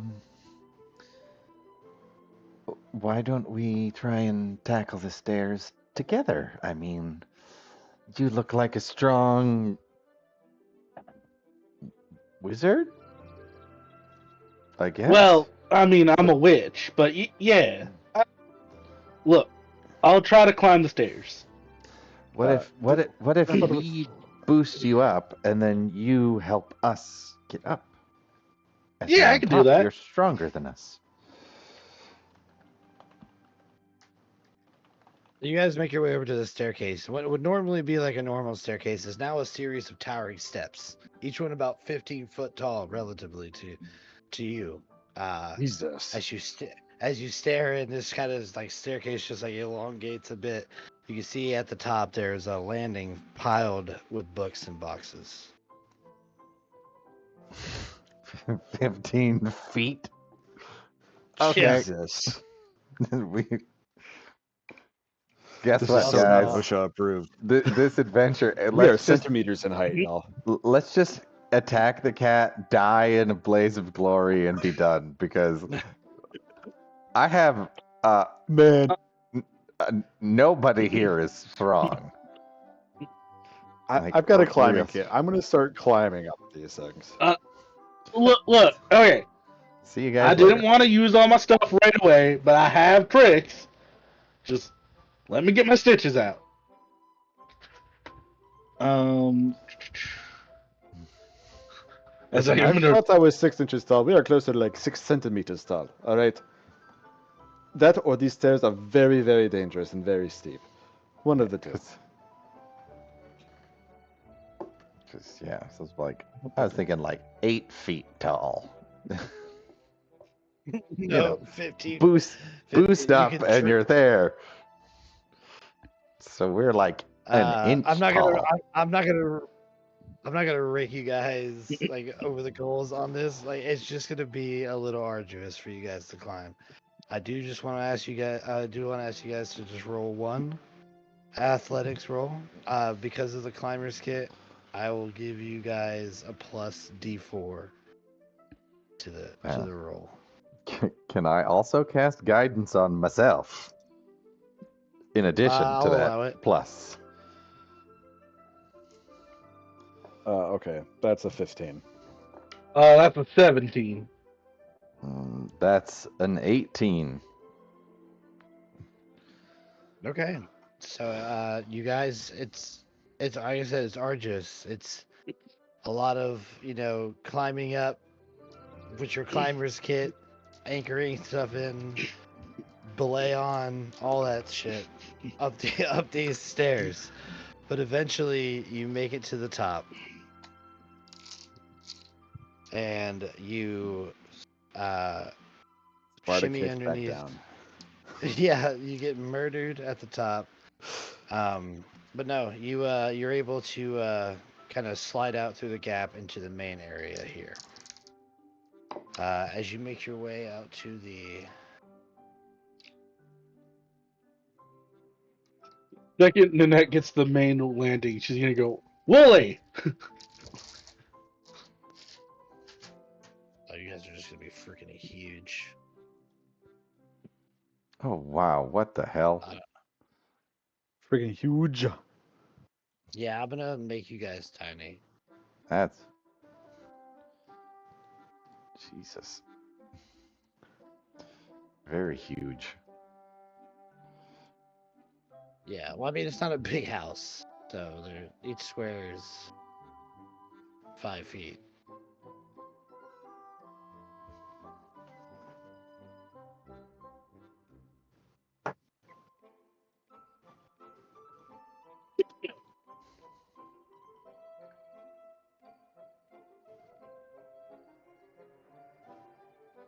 Yeah, that's a little better.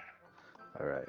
For the record, we have so far lost the fight to 2 different locks and a bookcase.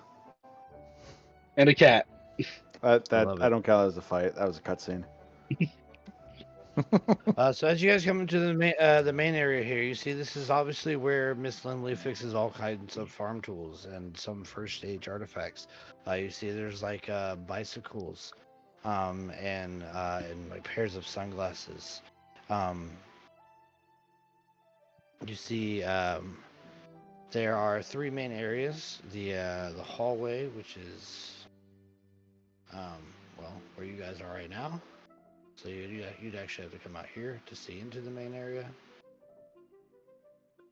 But you guys come down and you see that there is a bookcase to the north, as well as a work table centered in the center of the room. That seems to be smoking of some sort, and you can hear like a distinct sound of bubbling.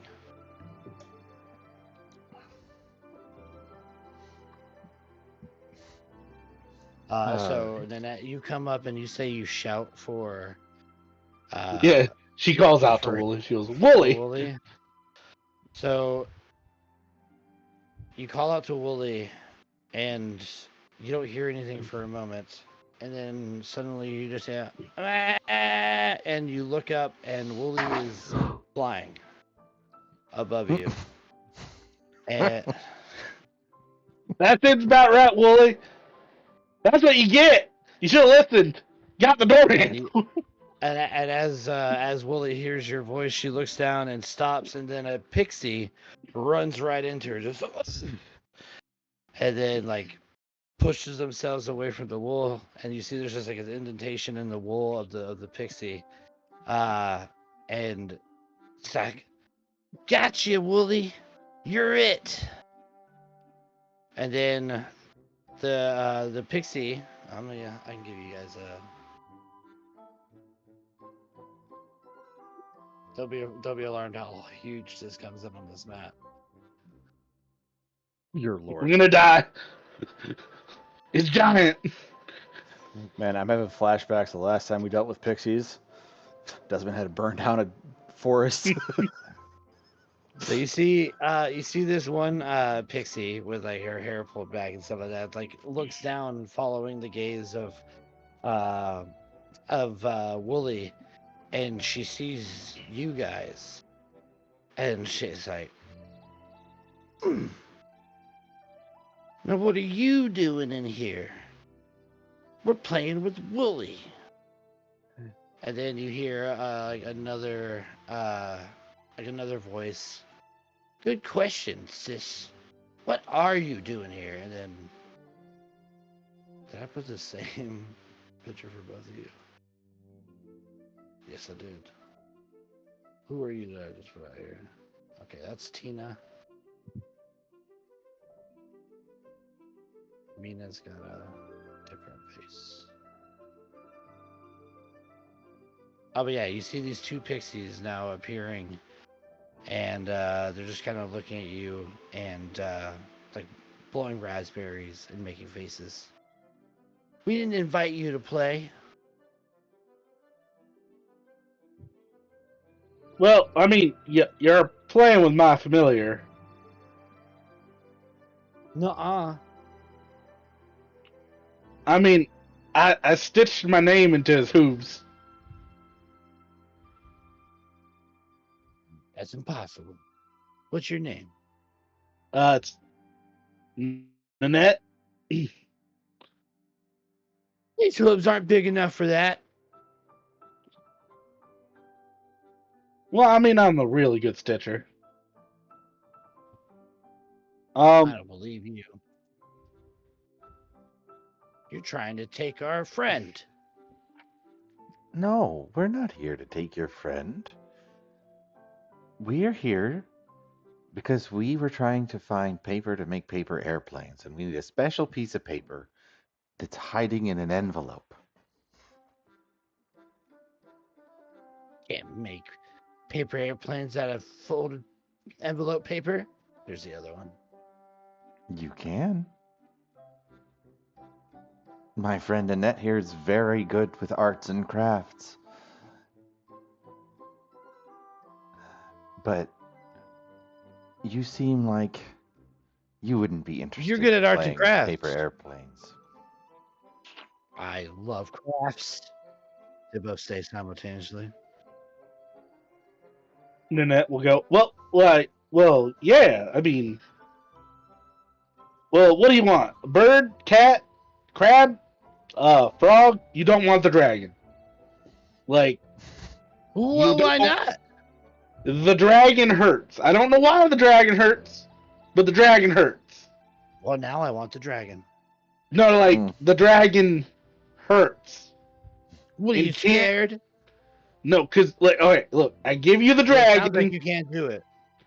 I can make a dragon. But you can't go invisible, and the dragon deals. It sets you on fire, okay? That's what the dragon does. Well, if it sets you on fire, then that'll be funny. Well, I don't like being on fire. But I can make a bird, I can make a cat, I can make a crab, or I can make a frog. Did you hear that, sister? He said he can make a cat. He must be working with Emerson downstairs. Yeah, that's it. Oh, well, now I'm just mad. And then that will go, well, actually, I'm a she, but, also, I can, She goes, I can make a bike, but it'd be a really small bike. No, I don't want anything anymore. You won't give me the dragon, then I don't want anything. And seeing as you won't give me anything, I don't think I want to play with you anymore. So, and as they go, I need you to give me a wisdom saving throw. Curses.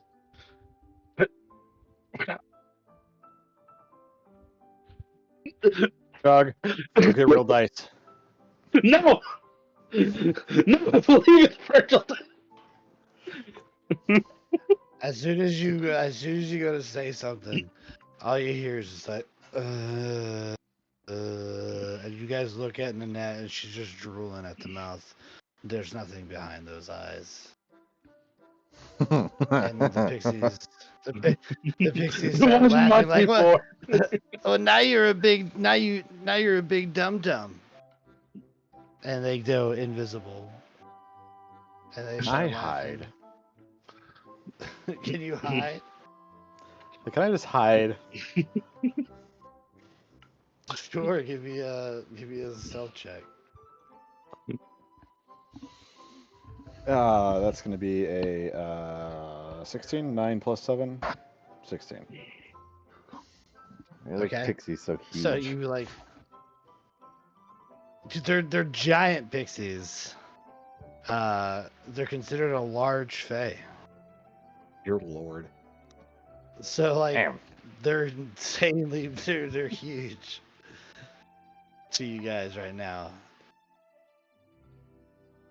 But as they go invisible, you can hear them like buzzing around and laughing and stuff like that for a while.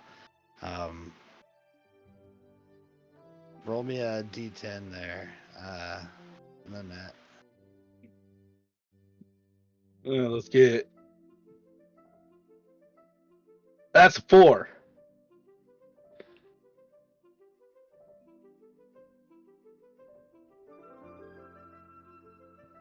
Yeah, you're just standing there, just drool, long rope of drool, just coming out of your mouth as you're just standing there. I get to save at the end of that turn? You do, but give me a moment. What do the other Okay. two do here? Yeah, as I go to hide, can I just like run to like hide underneath the table in the center of the room and just try and stay out of eye line of wherever these invisible pixies are? Because I have no idea. Yeah. And what was your stealth check? It was a 16. Yeah, 16. Okay. Not super high, but not terrible. Okay. As you run underneath the table, you like hiding underneath, just waiting, and then you just hear like, I can see you, right? And as you turn around, there's like a puff of like dust that gets blown in your face. How much HP do you have? 2? 17. 17? Okay. 1 second. So that'd be 34 points of damage, and I die.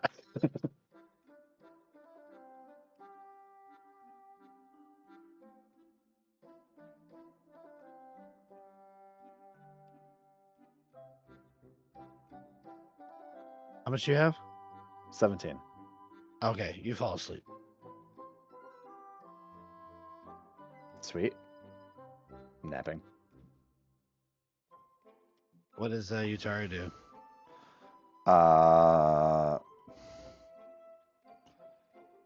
Is there any way I can like shake the net out of her stupidity. Yeah, She's yeah. born that way. You can give her advantage on this check that she's about to make. So go ahead, Nanette.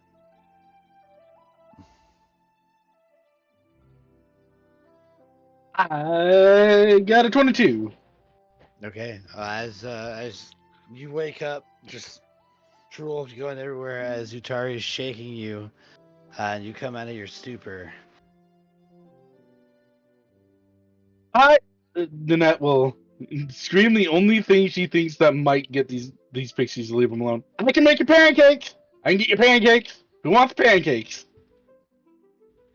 There's a moment where like you can hear the buzzing and then like the audible like screech of rubber like sliding against pavement, emitting from out of thin air, and then like they come like partially like out of invisibility, and you're like, did you say pancakes? With Yeah, lots with of syrup. syrup? With syrup. How much syrup? Well, last time I made one of these, it had like all of the syrup and butter. I want to but drown in the syrup. you just gotta keep pouring. So, syrup. Give me a persuasion check. No.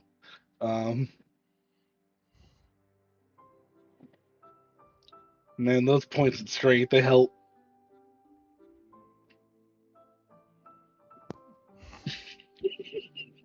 I saw it teetering towards that 20 briefly. Yeah. We don't believe in those. Any number above 10 is apparently not allowed today. Yeah, for real. I think they're. Do we get advantage because it was pancakes to Pixie? Yeah, I'll give you advantage. Good. Let's just believe. No. I'll give you Delete the advantage, digital and dice. And this is what you do. Banish them. Banish the digital die from your life. I have no faith in those. Those are All evil. dice are fair. Look, if I roll a real dice, it won't be anything good. Okay? No, well, I just dropped that down to 20. Uh-huh. So there's like a moment where they're like, that sounds amazing. I love pancakes. But then they're like, wait a minute. We like waffles better. Can you do waffles? And when you're obviously like, can you do Actually, waffles? it can. It's an appetizing breakfast. That's all it says. Oh shit. Okay. Nanette will nod. She'll go, actually, it makes whatever breakfast you want. Oh well. If that's the case. Okay. Gimme. Nanette will walk around, and as she passes Itari, she's like, maybe go wake up our friend. Where do you want your plates? Oh wait, Go before you over wake and- him up, let's pour syrup all over him. Well, No, I'd have to no. open the bottle first. Why would you waste syrup? It's you said it's endless. You said all this syrup. Wouldn't it be better to make endless syrup pour into your mouth instead of onto a person? Listen, yes, but it would be hilarious for him to be sticky.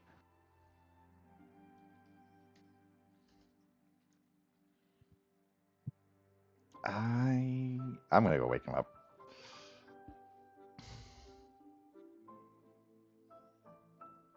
How many hit points do you have? A 19. Ooh, wait a minute. Do these elves...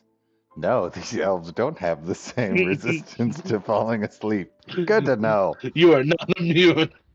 As you step forward to go wake up the cat, you fall asleep, and you just like you're walking towards him, and then you just like start to crawl, And then you just like get to him and you just lay on him.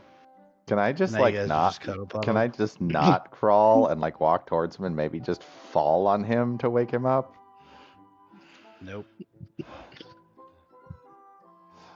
That's Before I right. fall, before Come enjoy the before I nap. fall asleep, I'll turn back and look at the pixies.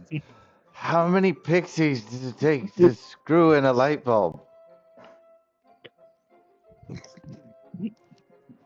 And then you fall asleep. They're like, oh, well, that was rude. Who would fall asleep before telling the punchline of a joke? Well, Gotta wake whatever. me up. We'll get the last laugh after we're done covering them in syrup. Give us that bottle. Nanette is gonna go. Yeah, I can give you the bottle. Is there any way I can get the treats for the cat downstairs? I'm giving you the bottle. I just also want the cat treats. Oh, that old sourpuss wants his treats back. He knows he can come get them anytime he wants. Wait, really? No. Oh, okay. Well, you know what? Honestly, I just want the letter now. I'll trade to the bottle just for the letter to get out. With my friends. Oh, well, if you want the letter, just give me the bottle. And you can have the letter.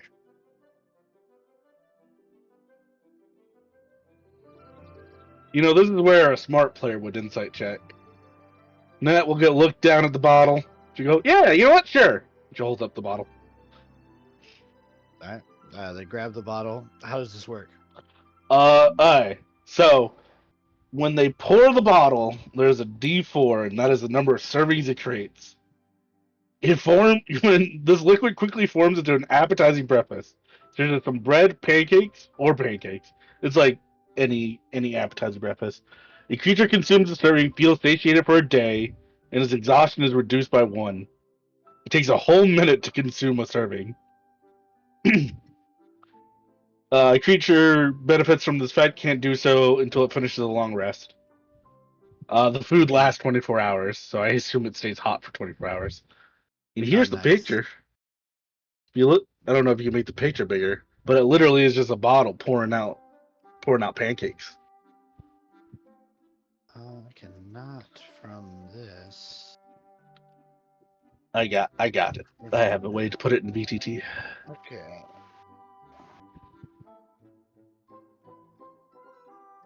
So they are going to. I rolled a d4. They got 2 servings, so enough for the both of them. So they're gonna start pouring it out. And like it's just a bunch of waffles and so much syrup, and they are just pouring it over these waffles haphazardly while simultaneously dripping it onto a cat and Utari, who are asleep. It's just a waffle on the side of his face. Just Yeah. Yeah. They're like, look, he's hungry, and they like shove one in your mouth and like move your cheeks around. I don't know if the Like- display worked. I don't know. Darn it. I see nothing. But while they are eating this this breakfast, she's like, okay, you want the letter, it's up there. And she points to this tall bookcase that is filled with papers and notebooks and dusty tomes. Nanette will poke the 2 boys awake after they are promptly dressed in syrup because she knows not to make these fairies mad. Okay, so after a little bit, they wake up. Y'all are She goes- sticky as hell. Y'all like a Waffle House table right now. She goes, You're like, good news, I know what a letter is. I can't move my head. What about the treats? Did we find out where they were? Look, is a letter or the cat treats? Well, hold on. Well, If I tell you the punchline to the joke, can we know where the cat streets are? So then he'll leave you alone and he'll leave us alone? They look over with like cheeks full stuffed with breakfast. And they're like, "Mhm." So, I'll start from the beginning. How many pixies does it take to screw in a light bulb? How many? 2. But don't ask me how they got in there.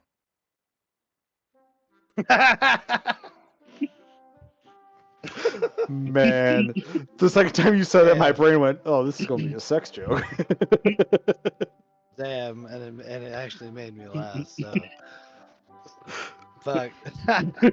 You're welcome. Oh, Yeah, they begin to like spit out their waffles and stuff as they're laughing. And they're like, that was a good one. Yeah, it's they're up there too, and they point to the very top of the bookcase.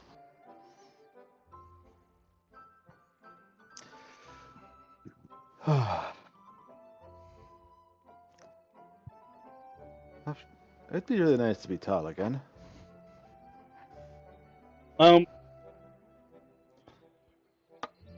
Well, I can try something. So there's a bunch of letters on top of this thing, right? We're gonna start with the letter. It's filled with papers, notebooks, and stuff. Nanette, is your sock still flying? Can your sock just get these things? Oh no, the Wooly is not flying anymore. Ah, Wooly down on the ground? Yeah, is Wooly full size? We yeah. climb Wooly. Get up there. No, Wooly is mini.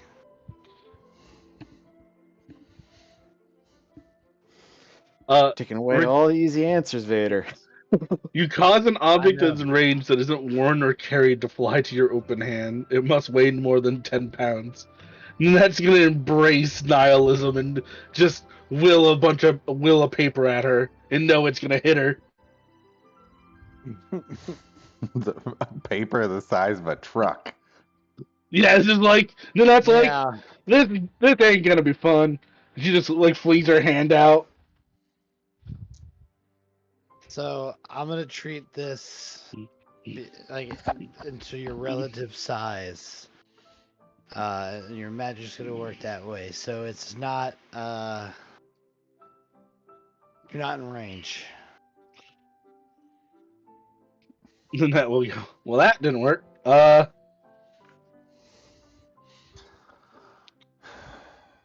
All right, Hey. so prospectively, this thing is probably 200 feet in the air. Pretty much. You guys should just fly up there. The pixies say as they're eating. We can't fly. No wings. Why not? No wings. On my end, at least. All right. Good. I will walk can help. over there, and you said how high is it in relation to our height? I said, how high? How are you? Oh, hi. Hi. No, How are it's you? it doesn't give you the dimensions, but I mean, if you think a step was 15 feet to you guys, relatively, a tall bookshelf is pretty high up there. They just offered to help, right? Yeah. Because the only other option I have is Mage Hand, and it's going to move 30 feet per round until it finally gets up there, and then push the letter off. I don't think Mage Hand can be more than 30 feet from you, but It can. It can only move. It can move 30 feet around. I don't think it has. right. A... I thought there was a limit at a certain point, but I could be wrong. But if you're willing to help us, that would be great. You are correct. It's ever more than 30 feet away from you, it just vanishes. You are correct. Yeah, because otherwise Desmond would have just had that troll like 500 feet in the air and just yeeted the motherfucker.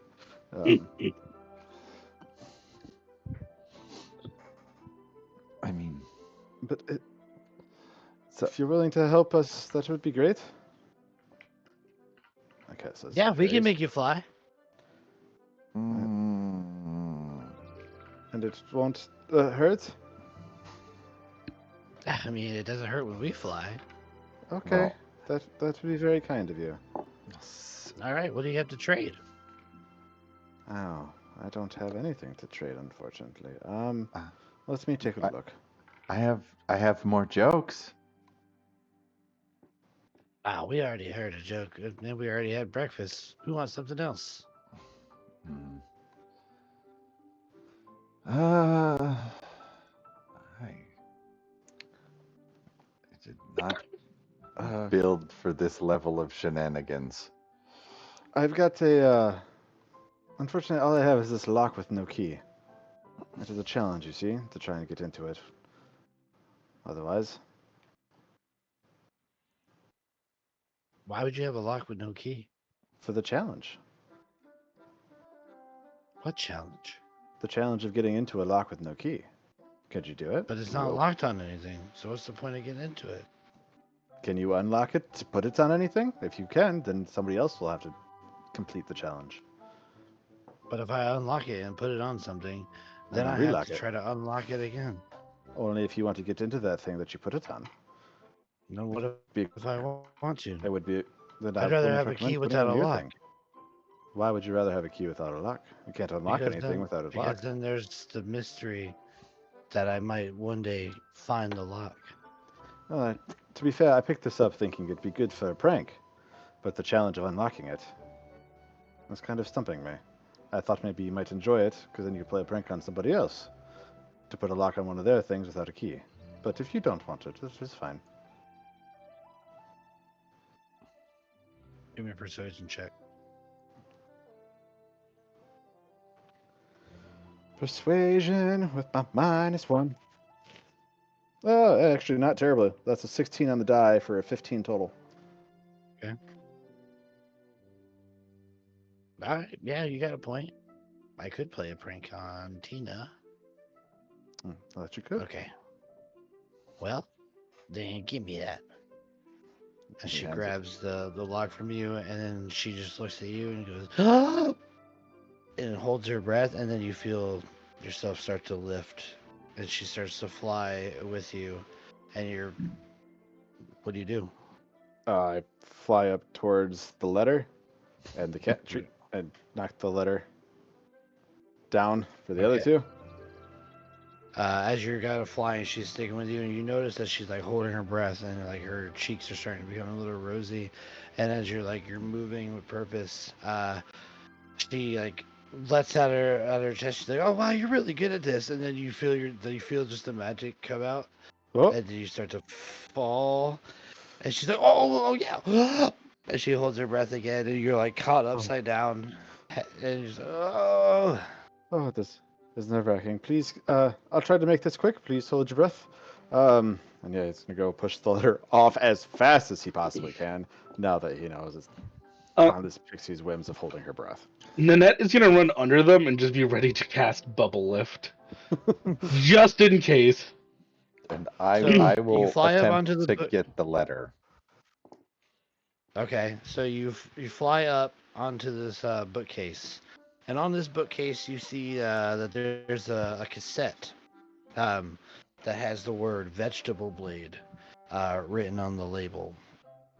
You also find a potion recipe for something called the Elder Elixir, and then you find the letter addressed to Mrs. Limfrey laid here on one of the shelves, and you push it off, and like you have to like heave it off of the shelf, and you watch as it rockets towards the ground and like starts to sail out. Give me whoever's trying to catch this letter. Give me a dexterity saving throw. I'll do that since Nanette is doing bubble duty. Yeah. 15. A 15. So as you're watching this letter come sailing down, it like catches a bit of wind and starts to like start moving towards you, and like you start to move, noticing that this thing is just way too big, and you're running, and it's like comedically chasing you through the air, getting lower and lower as you just keep running and turning behind you, and then you have to dive forward just as it like nips the back of your head a bit, and it sails right over you, and it's like that moment where like the Imperial destroyer is coming into frame for you. You just hear like a as this letter sails over your head, and you like dive, and it just like flats onto the floor, and your hair gets blown back because of the updraft, and then this letter just lays flat. I was decapitated by paper. What the? Anyway, okay. Thank you. Mina's like that would have been a bad paper cut. As it would have. Glad he dodged. All right. Take a deep breath. I'm gonna go up higher. I don't want to anymore. Oh, I'll see you later. please? Bye. Oh, that is. I mean, I probably You're still on the shouldn't shelf, expect right? Yeah. Okay. I don't want any more. No, he's on the shelf. You're like one shelf down from the top. All right. Now I have to try and get this thing. Would die via cat. Would die via falling. I well, can try to fine. catch you. That's probably less reassuring than you think it might be. Yeah, the cat is mumbling. He's not yelling down. It's like, oh, that's his. Right, so it's definitely death by cat then. Falling, I might survive. Is there? Is this a fancy bookshelf where there's like scrolling on the side that I can climb up, or is this just like plain Jane IKEA bookshelf? Good luck. Smooth sides. Nothing to hold on to. No, it's a pretty detailed bookshelf. There's some flair on the edges. Okay, that's some handholds. All right, cat. How much of my climbing kit do I have left? I think I got a chance. Yeah, I'm gonna give it a go. If I have more climbing kit, I'll do that too. Nanette's gonna quickly stitch together a frog and throw it at at a cat. So high. So it's 60 feet high. This is all relative to your size right now. It's too much. No. It's like a 3-story I tried. building. High. Actually, that's okay. So you knit reminded this me of frog and toss it, and it just goes. That's right. You reminded me that I have things that I can do. As my racial thing, I'm gonna make a talisman. Maybe find a notebook with a loose page, or rip the corner off of a notebook somewhere in here, and make a quick talisman. Create knowledge talisman. Usability. Is it? Haha, yes. Wait, that is not the talisman I thought it was. No, this one I wanted to use, not that one. It's fine. Maybe I lied. Maybe I want to use them both, because that's an ability check, and that would be useful right now. I'm going to create both of these. And stick them on myself. A cat has the Earth Talisman. So if I do fall and die from this height, which I would, and don't outright die, which I have a tiny chance of, I'll have 1 hit point instead of being dead. Okay. Nothing like a safety splat. And then the cat's gonna climb for the top. All right, give me athletics. I can do that. Athletics. Can I do it at advantage with the climbing kit or no? Sure.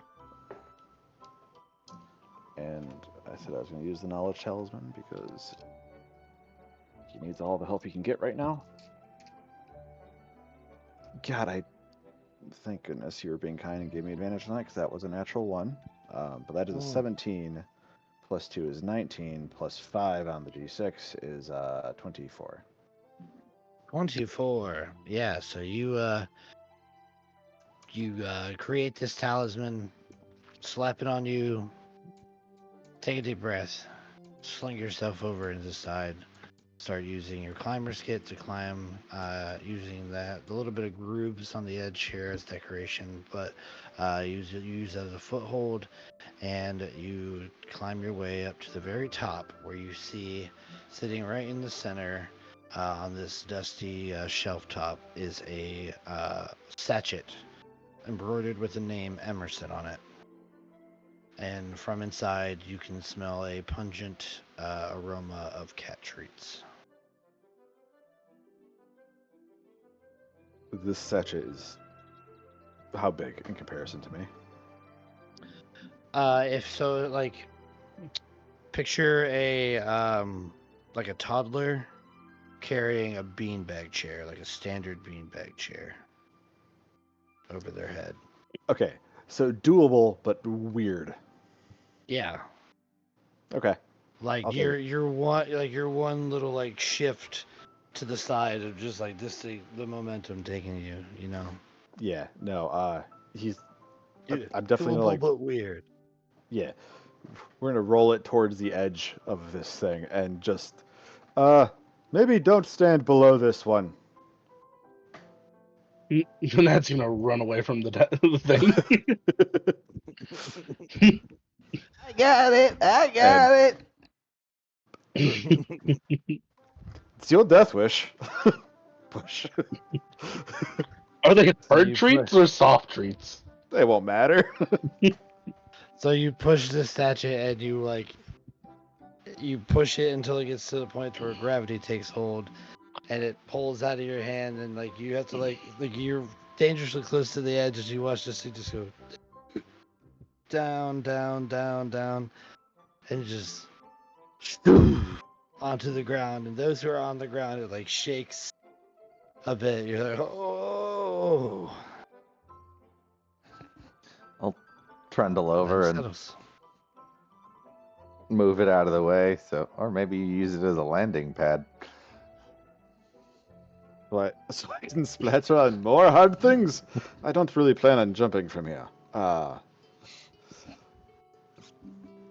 So, if we time it right, I can bubble you before you hit the ground. No, this is gonna be is gonna end up sacrificing some of the pitons here to like make an anchor point, tie the rope around, and then let himself down to one shelf, pull the rope down after him, set an anchor point, lower himself down to one shelf, pull the rope down after him. Like just carefully belaying himself down the shelf as he goes. Okay, well, give me an athletics to do this. Spoiler. And then that's bud. gonna sit on like one of the treats. She's just like sitting on it watching. You know, really, we should have just gone and got told the miss. That's That's an 8 on the die. Plus 2, 10. 10. Okay, so as you're belaying down and stuff, you get about 2 shelves down, so you're still decently high. But you get down and your climbing equipment gets snagged a bit, and to continue down, you have to climb back up one shelf to undo the tangle.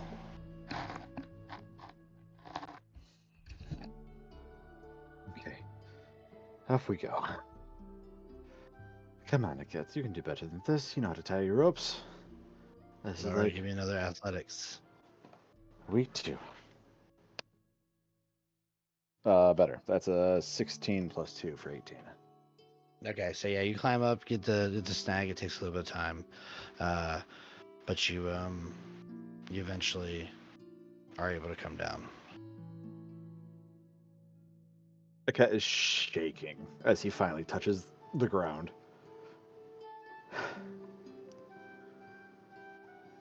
I'm gonna give that child a reason to cry next time we see him.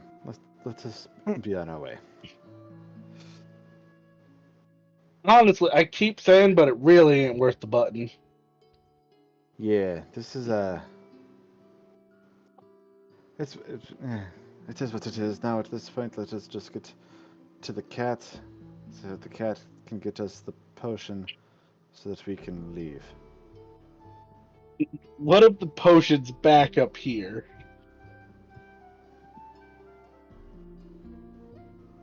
The cat didn't say he would get us the potion, right? He would tell us where the Tell us where it potion is. Just tell you where it's at. I have a feeling it's upstairs. But It's definitely up here somewhere. Well, chance to- the fairies, the pixies are nice, so we could ask them. I don't have anything left to give, though. They only want to answer questions if you give them things. I don't think they're going to want a whistle or a shovel. It's about the only thing I got that I'm willing to give up. Mina and Tina. So Emerson's gonna tell us where the potion to get big is, but if you tell us we won't give him treats, I don't know if that's the win-win for you or not.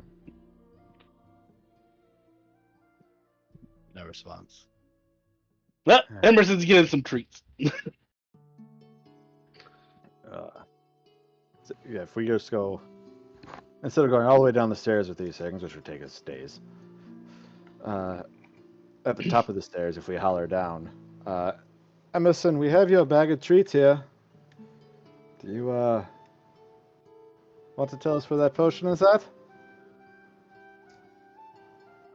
Well, if my treats are up there, they should be down here, where I am. You're not wrong, but I got a feeling that the potion is up here, and going up and down all these stairs is very difficult for us. It's difficult for me too.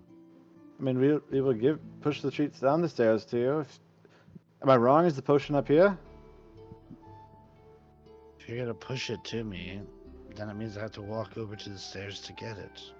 Emerson, please, we are trying very hard. It is a lot of work for all of this. It's a lot of work for me to tell you things. If only I had the I'm gonna burn catapult this house spell. down.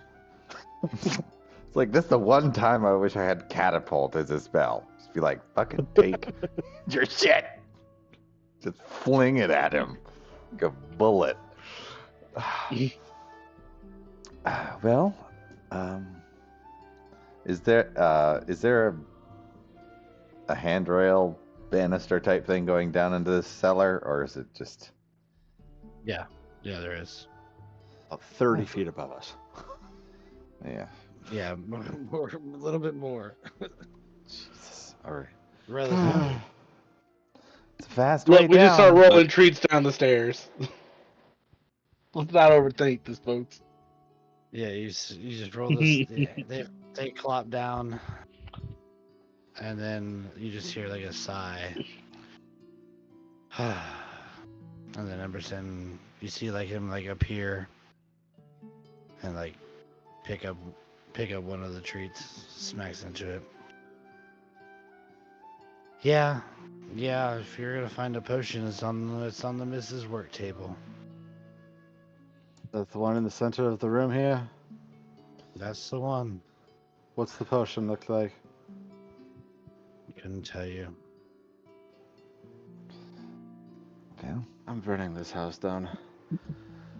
Alright, I've climbed this damn table now.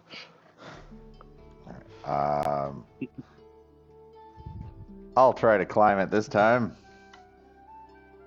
'Cause I don't What's know how worse to- than imagine, you two are like sticking every couple steps. Yeah, I mean, Yeah. hey, we're sticky. We got like easy. Throw Spider-Man. yourself. Spider-Man. You ever worn one of those little like Velcro suits and they have the wall that you like throw yourself Yeah. against?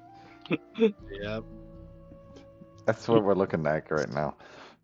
Yeah, I'll try and get up It's the wall everywhere.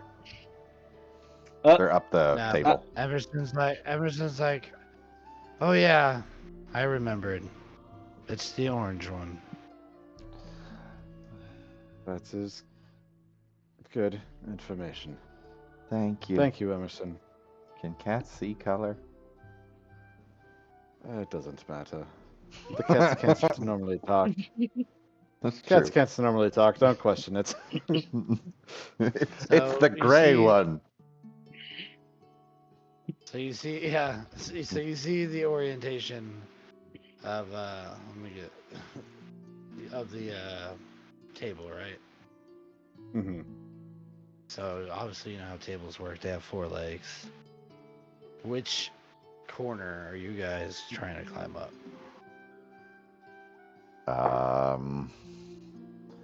I'd Top right. If you're probably looking, if you're looking straight at the like from this square, looking straight over it towards this wall. yeah. Which corner? I'd like coming around the corner. I probably would have gone straight for one of the first 2 legs. So yeah, All right. are we all climbing up this thing? 'Cause we all need I that think potion. we have to. Might as well. I don't think that we can drop a glass bottle and expect to survive the outcome. All right. All right, everybody. Your Guide- favorite athletics check. Guidance on myself.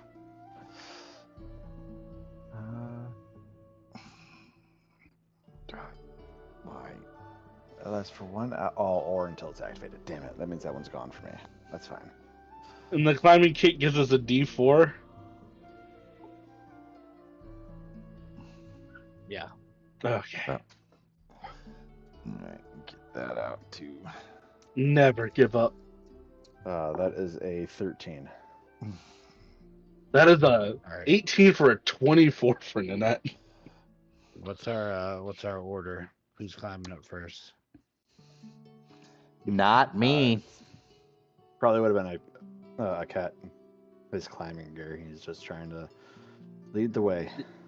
Yeah, Nanette would Okay. probably be last to act as the anchor because she's probably the strongest climber. No, All right, you're what'd good. You get, You can go ahead. I got another one. what'd you get? Oh my god. I mean, with the 2 D4s that I rolled along with it, it's an 8, but it's a natural 1. Nice. Okay. So you climb, but it takes you a long time. And like as the higher you get, the more like vertigo you start to feel. And like you're getting like starting to hyperventilate a little bit as you're climbing. But eventually you make it to the top. Roll me a constitution saving throw. I never did like climbing the masts on ships. God. Con save. Well, that wasn't worse than climb a big tree. That's a dirty 20. Thank God. Okay, so you take a minute to catch your breath and you're fine. On top of this work table, you see it is cluttered with all types of book stacks, papers, ink wells, and quills, potion bottles, and in the center, a bubbling cauldron. Small cauldron that bubbles over low heat from a first age propane burner. From where you guys are, you cannot see inside, but you can tell that there is something bubbling. It smells aromatic, but every breath that you or every whiff that you get seems to be different, and you're not able to exactly like catch on a certain herb or spice. No. Am I just blind or dumb? I don't see an orange potion anywhere up here in this picture. There's not one. Okay, just I think- checking. I'm pretty sure our next portion here is we have to find a way to brew this potion while we are 6 centimeters tall. I apologize. That's my guess. Well, I discovered, on a positive note, cats can at least see orange. They can't That's see neat. blue or Does anyone purple. know how to read the Great Poneglyphs? These massive writings under our feet. 'Cause I don't see an orange potion up here myself. I don't see an orange potion either. Never been one for potions myself. I'm I don't know anything about brewing potions actually. So I don't know what we're going to do. She left the fire on and is not apparently home. No one else is concerned about that, just me? Okay. Well, no, I mean, a witch's brew is her brew. She can leave it on. That ain't a problem. No, you don't just leave fire unattended. That is how you get a house to burn down. Go kick over the dice. Nanette's gonna lift an eyebrow. She'll go. This house is like magicked up the wazoo. Uh-huh. I don't think it's burning down to leaving the stove on. I don't know that that's the bet I want to take. I see an orange book. Can you read the book? Does it say "Make the People Big Again" book? I don't know if that's what the potion would be called. I will. Oh God, the tokens are so tiny. I will. Yeah. So on this map, each square equals 2 inches. But it's essentially to us like 5 feet, like normal movement so speed. It'll be normal. Yeah. Number of squares. Oh God. Yeah. So- yeah. But as you guys are like walking by these like potion bottles and stuff like that, like they're huge, and like you're watching your reflection distort as you're walking by different colored liquids and stuff. This thing right here to your left there, this little slot here is like a full wall. Like you're in between like a passage between books and stuff, and like you're having to like pull yourself over these beads and stuff as you're trying to move. It's a mess. Give me a Arcana there, Nanette. Okay. You can do it. Can I get guidance for this? Yeah. Or bardic inspiration? I'll take anything. Let's go with guidance for now. That's real good. That is a 28. So in like as you guys are moving by here, you starting to look, and you're a witch, so these potions start to look familiar to you. And it seems that this side of the table has some more whimsical potions. You walk by one that you're like, oh, that's bubble message. Oh, that's merriment. Melodious bird calls. Ladybug kinship. Oh, and a beard brew. And you see across the table there's more, but you would need to get a little closer to identify them. So you're able to identify these potions right now, but you haven't found one that seems close to return me back to regular potion. Yeah, Nanette will start to walk across, but she's like also just like absolutely enraptured.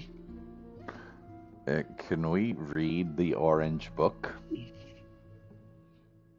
and see if it's? You'd have to try to climb. You have to try to climb on top of it. I will certainly try. Because athletics is working so well for us. It is. The evil athletics books. Nope. That's a 3. Plus nothing. Yeah, oh, wait. you're just I having a could hard guide time. myself. 6. Yeah, you're just having a hard time. Like as you go to step up, you notice that your foot is stuck to like paper that's underneath. So like you can't get your foot up. It takes a moment for you to unstick your foot, only for your hand to get stuck, and it's just a bad time. Let's go jump in the fire and make a new character. So Or the Oh god. fucking worst build for this particular portion. It's all good. The spill next to the spoon there, is that like liquid? Yes, it is. It seems to be a little bit soaked into the wood. Can I either tell if is it a safe liquid? Is it something I can clean off the stickiness in? You'll need to go over and check it out. I'll get there in 4 hours.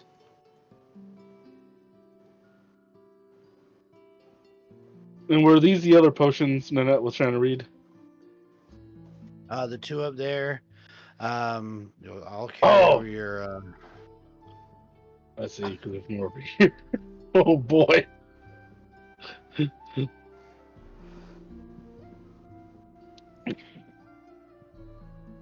Don't just be zooming around here. Nanette, those are common combat potions. One of them is for Candle Cap. The other one is for heroism. Cat, give me a either medicine or nature. All right, I can go with nature.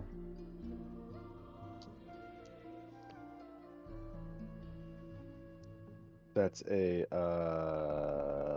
17. 13 plus 4, 17. Yeah. Okay. The liquid seems to be like it's like I said, soaked into the wood a bit, but there is like some like droplets and stuff that relative to your size are quite sizable. It's like this. Well, it just looks kind of like brownish liquid just because it's reflecting the color of the table. But it looks like you might be able to wash off into it. Yeah. No, Cat's gonna gingerly touch it, and if it doesn't start like burning his hands or anything, he's gonna start washing up and get They the immediately stickiness. melt off. That's shucks. That's No. shucks. They're just There's that in stumps. just smooth stumps. No, there's no adverse effects. In fact, it smells quite pleasant. And like as you like put your hands to your face a bit, maybe to like get the syrup and stuff off your like you can smell it, but it's so weird because like again like you smell it once and it smells like something, but as soon as you like smell it again to try to confirm that smell, it smells differently. Does it taste like anything outside of maple syrup? You taste it? Yeah. Okay, roll me a d6. Oh no. That's a 4. There's 98 What? potions. What'd you roll? A 4. So as you take a sip of it, suddenly your robes and stuff start to like swell and swirl and ripple as you just feel little gusts of wind like pushing at you and almost kind of like lifting you up off the table a bit. And like as you're like lifted up a couple inches, you feel yourself like it's less gravity for a moment, and then you settle back down. I'm not quite certain what happened, but was it terrible? I think. Is that something I could like trigger again, or is that just for that moment? It feels it's still ongoing. Like you feel like you still feel like the wind is up, and if you like try to hop again, it does it again. Like you hop up and like slowly float down and touch lightly onto the table. Okay, that one is not bad. Good. We'll make getting around here easier. Parkour. As you parkour, like where do you parkour to? As he's probably messing around, probably just right up to the top of this jar. Come on. Yeah, so like as you like fling yourself over and like give yourself a little hop, You jump up, and as you get up to the top, make me a perception check. Perception. It's +5 on perception. That is a 16 total. Rolled an 11. 16. So as you come up top here, and you're kind of like looking at things, and you're not super high, much higher, like you maybe gone about 10 feet relatively up higher, but you're able to kind of look out and you see, a little bit more than you could see from the ground level. And you see all these mushrooms and stuff here in the crate in the back, and some that have kind of been, just left on the side here next to this group of turnips. And as you are looking around and you look towards the turnips, it looks like one of them is moving.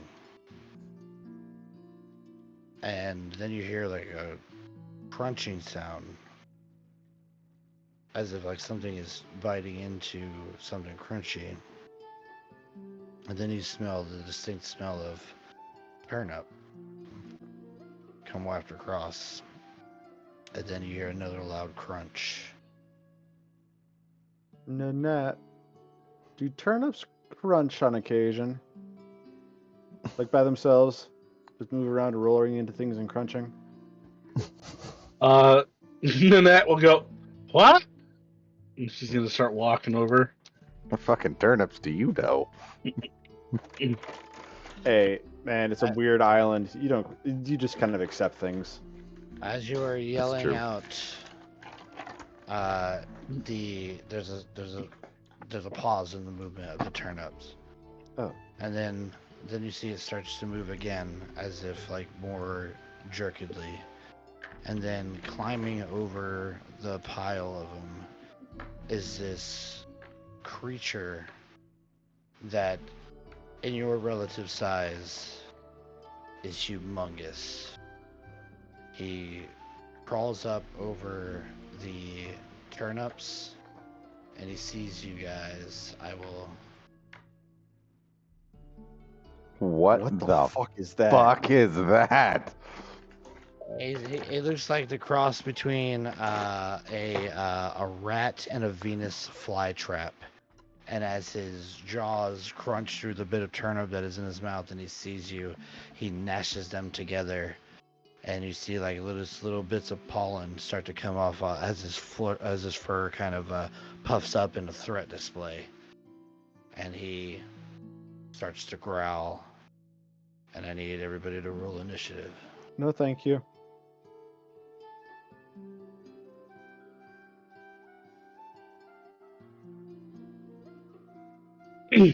I appreciate you're staying under the 10 roll for this, Sharkman.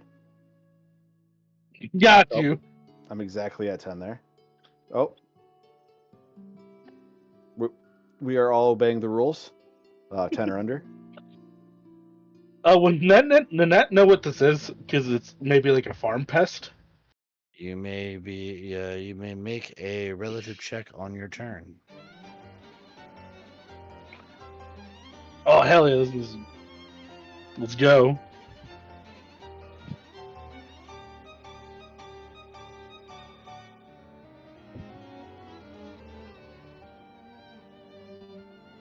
All right. Well, wow. We all rolled really bad, but I'm still second. As this creature like climbs up, still smacking its fanged gums on the bit of turnip, it sees you, and it flares up its almost grass-like fur, and you see these bits of pollen start to shake from it as it begins to get ready to lunge towards you. Cat, you are first. Yeah. I'm just gonna pretend and assume it's not looking at the one way up top. I'm gonna try and hide behind the knob at the top of this jar. Oh, it's looking right at you. Oh, You're like eye level. That's it. Oh, fuck. Okay. So I won't be getting sneak attack then. Good All thing right, we you all got me. rolled nice squishy characters too. Right. You can drop down and try to hide. Can't you bonus action hide? Yeah, I know, but I didn't want to lose the height advantage. Oh, yeah, that makes sense. He does have the high ground if you get down. Right. And we all know how that goes. is the high ground. Over. Da, da, da, da, da. I don't play rogues ever. Okay. Yeah, screw it. I guess I will lose the high ground. Oh, because I might still have this, whatever this floaty thing is. But yeah, I'm gonna kind of slip down behind the pot. Yeah, so I will. Now that we're kind of in this, I'll tell you essentially what that is. You have, you get the innate ability right now to cast Featherfall. For the next 5 minutes. Nice. That may or may not come in handy. We'll say 4. Since there's just been some time. Yeah. That's fair. All right. If I can bonus action hide, and then draw a bead on this guy as I dip behind everything there. Yep. We're just going to take So you got like a little alleyway going in, like you can, like you're peeking around the jars, and you can see him. He's like looking around. And we'll just take a little shot with our hand crossbow here.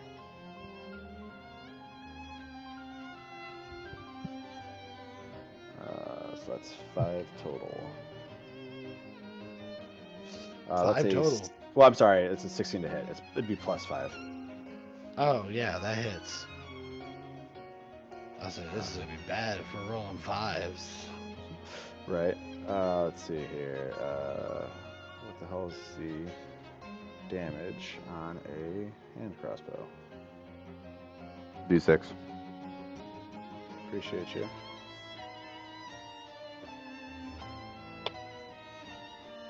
I rolled a 2 on the D6. Hold up here. I just gotta do this because I can't. Can I just see the damage without rolling anything here?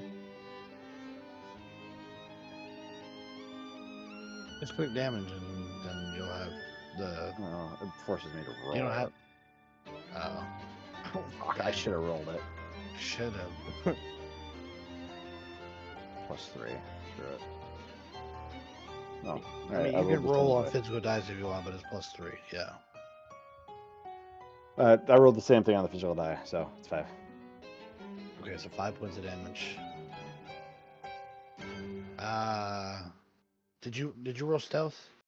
I bonus action hid. I didn't roll. Do you want me to? Roll stealth. Yeah, you have to roll. Because if Oh, you're even? hidden, then you might get sneak attack. That's a 11 plus 7, 18 to hide.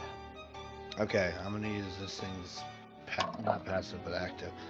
It does not seem to see you as you hop down and move around the jar.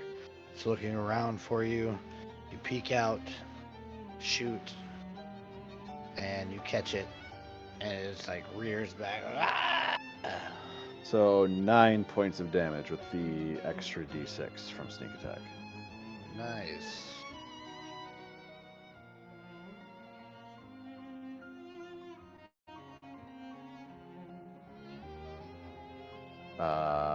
That was all of my things. Okay. So this thing, as you shoot it, you come out, and its eyes, like as it's done, like rearing back, its eyes snap towards you and sees you through this gap between this mortar and pestle and these jars and stuff, and it rushes forward and starts shouldering itself through, and like you're hearing the glass clink and like this the mortar and pestle is being like pushed aside as it's gonna try to move towards you and get into range. I'm gonna roll an acrobatics for this thing to hopefully get there. It is struggling to get there, so it's going to end up. Let me put him back where he was so I can measure. No, from this. 5, 10, 10. So it's going to cost him double movement. So he can actually only get there. He's gonna like keep gripping through and it's like pulling through, so he'll dash to get up to you, but he won't be able to use his action because of it. All right, Nanette. All right, Nanette is Give me a going nature roll. to nature. See if you can identify this thing. That is a 22. 22, you say? This thing is known as a Venus fly rat, a giant Venus fly rat to be exact. They are a bizarre blend of rodent and carnivorous plants. They can usually be found in woodlands and marshes. It seems that Miss Lindley here might be keeping this one as a pet, or maybe it just is a pest inside of her house. You rolled really well, so I'll give you a piece of information about it. What do you want to know? Well, actually, the important part is, does she actually think this is a pet? Give me an intelligence check.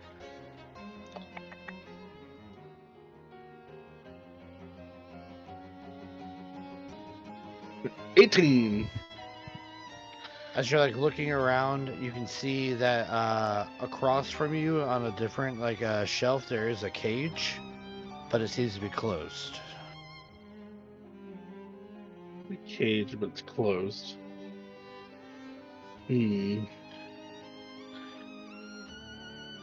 Well, for safety's sake, Nanette will go, this might be Miss Lindley's pet. Let's not hurt it too bad. If it's trying to eat me, it's going to die.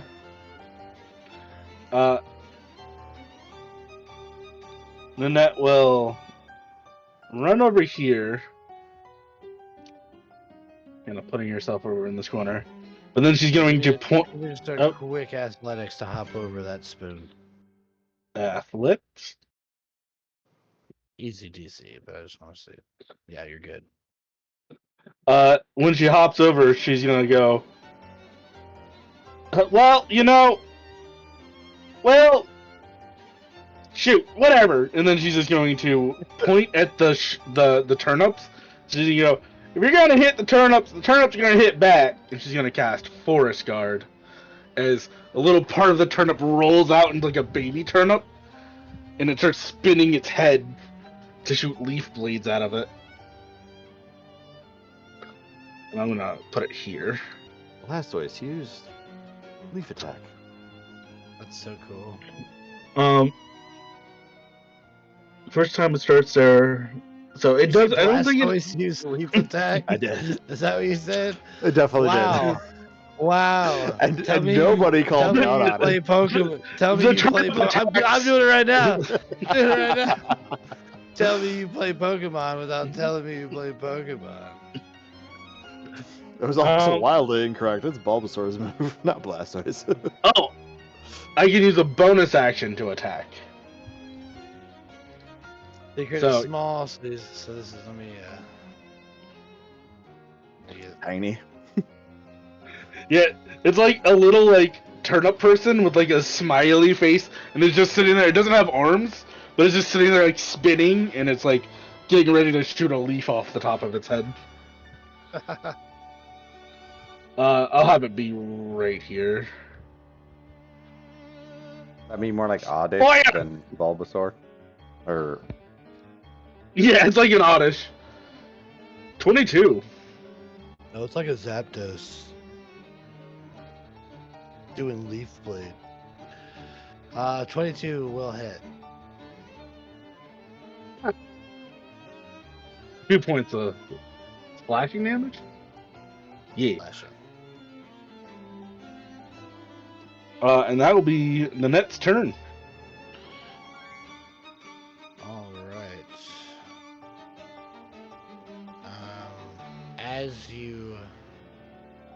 As your thing slashes into it using leaves, looks like it doesn't have as much of an effect as you would hope. Your leaf just disappearing into the foliage that is this thing's fur. Yatari. all right. 5,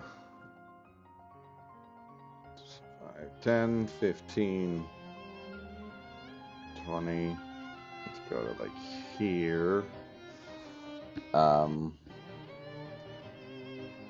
What the hell is that? And without Terrifying. yeah, without even agreed. I will use. Probably not low enough yet. I will use Jolt.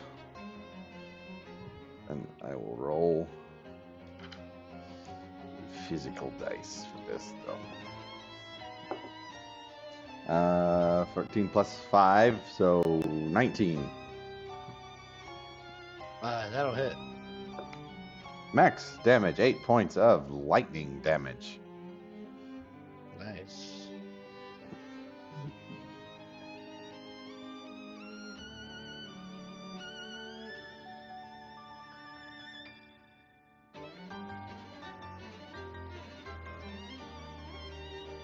Okay. And bonus action, I'll glance over to Aket and be like, I hope you got some special plan, because I don't got much for this. Bardic Inspiration. But you can do it. I believe in you. Panicking. The cat's just panicking. Well, it's your turn, Cat. Like the worst motivational speaker ever.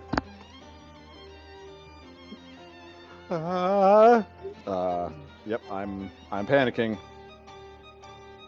I'm gonna attack.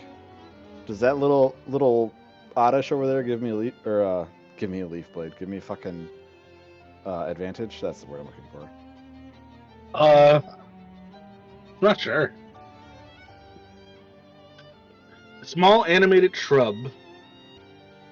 I mean, if it stays out there, then I'm gonna say yeah.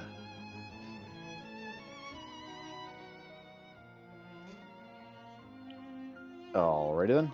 Then sweet, we're gonna pull out the machete and try to trim a bush. How long does that last? Which one? And it has no HP. I guess if you just attack it, it dies. It lasts 10 minutes. What are you doing there, Cat? I'm sorry. A cat pulls out his machete, used for clearing paths, and this is things a plant, so I'm going to try and trim it down to size a little bit. Does a 12 hit? It does not. I do not think so. Bonus action, disengage and run the fuck away.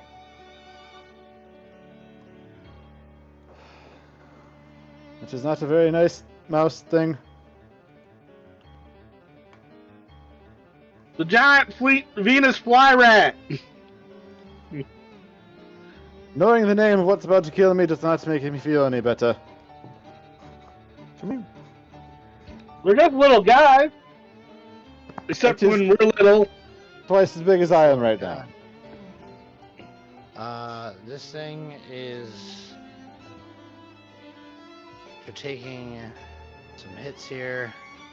It's going to puff up and then release a burst of pollen right at Utari here. At the start of its turn, though, it will get slapped by the plant. What? Any creature hostile moves within 10 feet of the shrub or starts its turn there.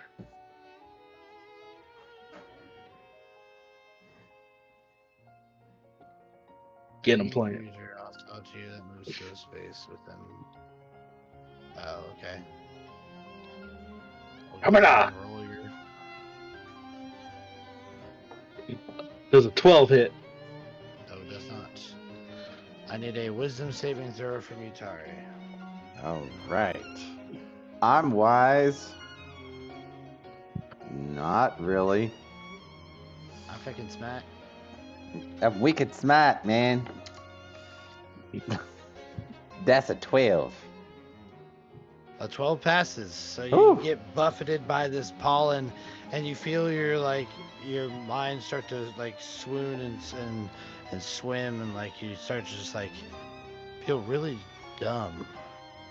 But you shake off the effects. This thing is then going to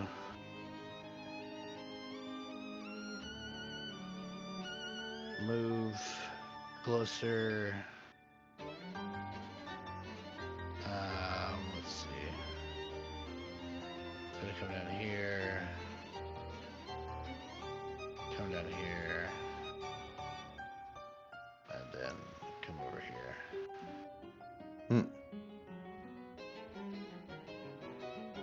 I should have it. Let me just double check. So it's running away?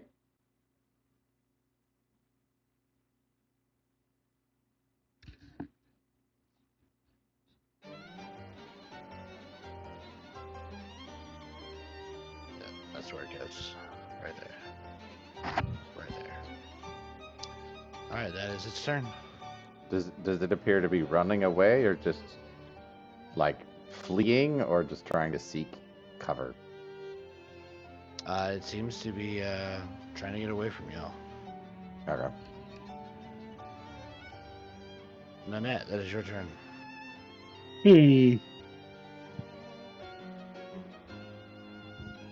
Nanette is going to. If it's running, you kind of just want to let it go. Nanette's going to call out and go, I think it's running away. Do we just let it go?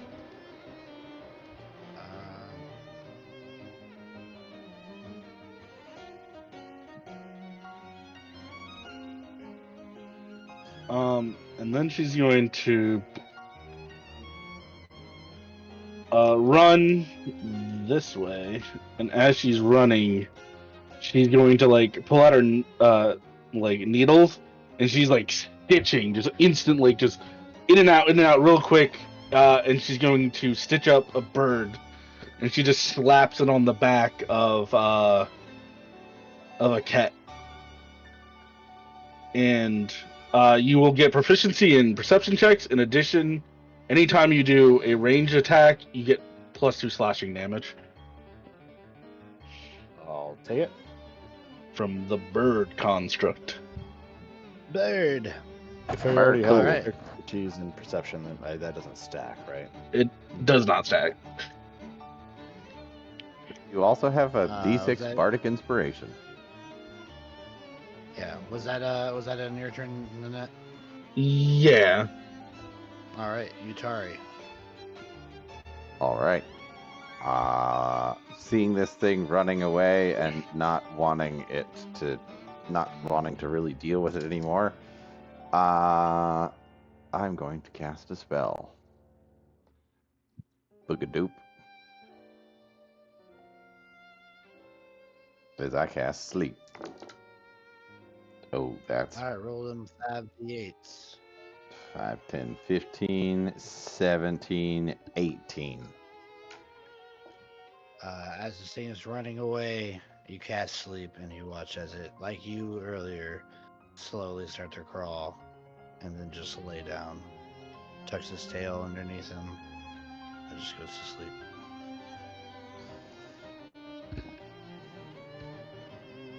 And you guys are out of combat.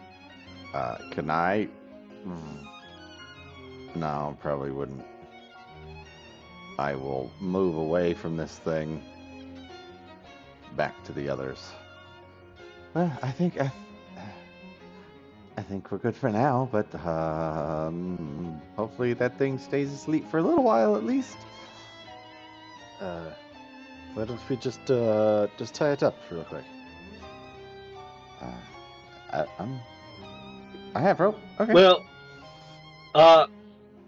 I'm just gonna point out, it's called a fly rat, Venus fly rat. They're like, well, you know, fly traps all sticky and stuff. Now I'm just guesstimating here, but it could be sticky, so just be careful. We can at least try. I mean, I'm already sticky from the maple syrup the damn pixies poured on me. I washed off in the spoon over there. It helps some. Let's try and Then tie that- this thing up. Mhm. If you Oh, want. you guys are gonna try to tie this thing up. Either that or we just leave I was it gonna say out. while you guys are talking, standing where you are, seems that one of these potions here is the exact one you need to no longer be small.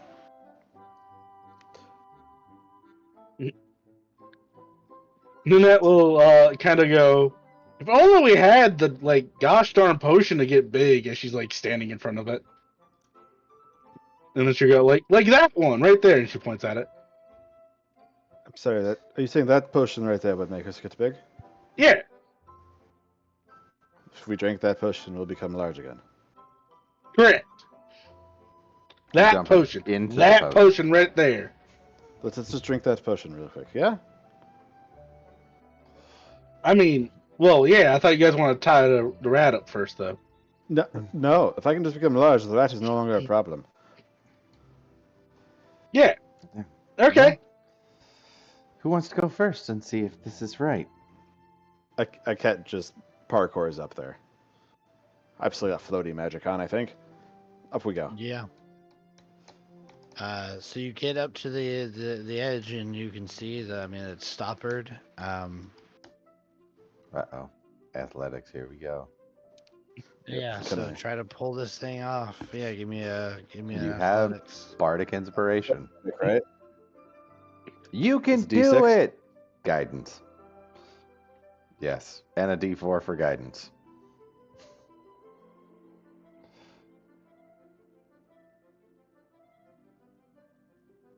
Fucking God. Okay. I rolled an 8 on my fucking D20. I rolled a 4 on the Bardic Inspiration. And a 4 Nice. on my D4. So that's Nice. 16 total. 16 total. All right. So I'm sorry. you Plus step- athletics, it's 18. Okay. So you step up over this cork or this stopper, and you lift with your legs. And as you do so, it comes off with a little pop. And you can smell the pungent aroma from the inside. Now, this opening is too small for you to dive into, even with your relative size. And plus, if you did that, you feel like you'd probably smash it, thus making it impossible for anybody else to get some. So, how do you go about consuming this potion? I'm actually going to empty out my my water skin and tie it to a rope and lower it down into the potion. So I have a water skin Okay. of this. I pull it up. As he's emptying out his water skin, I'm just down there scrubbing. Scrubbing. Feel the rain on yours. Exactly. And I'll Just probably Herbal rubbing off syrup. essences. pull up. Yeah. I don't have my potion hair and then anymore. get down off of the bottle before I take a swig of the potion. And I'm actually going to get closer to the edge of the table because I don't know. I don't want to take this and all of a sudden I'm large standing on this table, right? Yeah, and that's a thing. So you think about okay, maybe we should get off this table as we take it. You remember that you have a little bit, you still feel a little bit of gust. So you hop off and you take a sip, and as you do so, your feet kind of stretch out to meet the ground rather quickly, and then you shoot the rest of the way up, and then you're just standing there full size in this place. You guys see a cat just huge. Good news. Thanks it for works. getting potion for us, you dick. I still have it. Oh, all right. Come here. You two. Washington's huge now. I'll put my hand down so they can get on my hand. Why don't you put And it then in the set them- spoon? You don't want to drink it up there. This happened very quickly. And I'll set them down on the floor and get a spoon, a clean spoon, and give them a little bit to drink out of. Maybe I'll put the rat back in the cage too. Well, it's still asleep. So So the three of you return back to your normal size. You grab the rat and bring it over and put it in where you see there's a second one in there. And you open the cage and let this one go in there. It still stays asleep, kind of just curls up. And you guys go over to the letter that's on the floor and pick it up, now able to easily do so. Now there's just the matter of getting out of here. First things first. Who is the letter addressed to? Mrs. Linfrey. Okay. I just wanted to make sure because it was actually addressed to this person. We were gonna go beat a child with all of the whimsy of Obojima. You guys are too violent for Obojima. I have no trust. I have no faith in whimsy. It's all whimsy. Well, that was exciting, guys. Now we just have to Yes, get out of this nightmare house. Perhaps we just leave through the front. No, wait. Didn't the front door make your little sheep fly, or was it the pixies making it fly? We're on the inside. The locks are in here. We just turned the lock from in here. The pixies made my sheep fly. Well, I mean, I have guys, mage look. hand. I'm going to open the door from a distance. Just wait. Just before we open the door or anything, please. Can I just look outside real quick and make sure the woman who owns the house is not coming up here and going to question us as we walk out the door? Is that something I can do, DM? Give me a perception check. Can I? Well, no, I'm not from here, so I would know who I'm looking for anyway. Yeah, Nanette would help, but she's trying to steal every ounce of information off this table right now. That is an 18 plus 5 for 23. 23. Doesn't look like anybody's coming up there. Nanette, there's a bunch of those potions that I told you, and there's also, like I told you, there was that one potion ingredient list, or recipe rather, for the Elder Elixir on the bookcase. And a cassette for Leaf Blade? And a cassette for Vegetable Blade. That's one. I'm stuck on the Pokemon thing. But we want all of those things. Stealing. That's only if you want to start stealing from Mrs. Lindley. Nanette's not that dumb. You don't steal from a witch. But, you know, beg to be her apprentice later? Oh, absolutely. Nanette will go. Home, but it's fine. Yeah. Nanette will go. Honestly, I mean, I kind of want to tell on this kid if that will get me any points with Miss Lindsley. But I don't think so. But quickly now, before somebody notices. I will open the door with the magical hand from a distance. Okay. Yeah. You unlock it and open the door, and it opens with no issue. And the three of you, step out and back into the quiet streets of Okiri Village, where Lomi awaits you, keeping an eye. And as you come out, he is ecstatic to see that you got the letter, and he thanks you so many times that it starts to become annoying. And as he's kind of just like bowing down at your feet, we will fade away from that scene as we end our session, as you completed your first foray into Obojima. Very good job, guys. That was adorable. We are not built. We are not built for this. All those every athletics check available, and you got three squishy, no strength having. Well, the wizard has the most strength, but crooked ass world is that. Yeah. Like I have an 8. I was a barbarian first, and I regret changing right now, but it's fine. Well, hey, I mean, you never know what you're gonna get into, and that's just like what the adventures in Obojima are like. It's not a lot of I think like the thing that the creators of it said, it's like not a lot of like big things happen, but the things that do happen matter. Yeah. And I think we just needed a bit it's better balance. I don't know. The hey, failure kind of felt funny. Like, the thing It was is, funny. you're not supposed to fight really at all. yeah. I So mean, yeah. It even says like it's got combat. It's D&D. It's got combat, but like a lot of things are like they really express in the book that like not everything is a knockdown drag out fight. You know, Yeah. you know sometimes you guys are gonna run away. Sometimes the creatures are gonna run away. Just like this, you guys smacked up on this thing before it could really do anything. And it's like, well, I'm not gonna get killed. You know, they have self-preservation, you know, as an instinct. So, you know, sometimes you'll just find things that'll, you know, just well, I'm not fucking with those guys. And you know, but a lot of times you'll have to find, you know, different ways to get around things and stuff like that, especially when you're dealing with spirits and whatnot.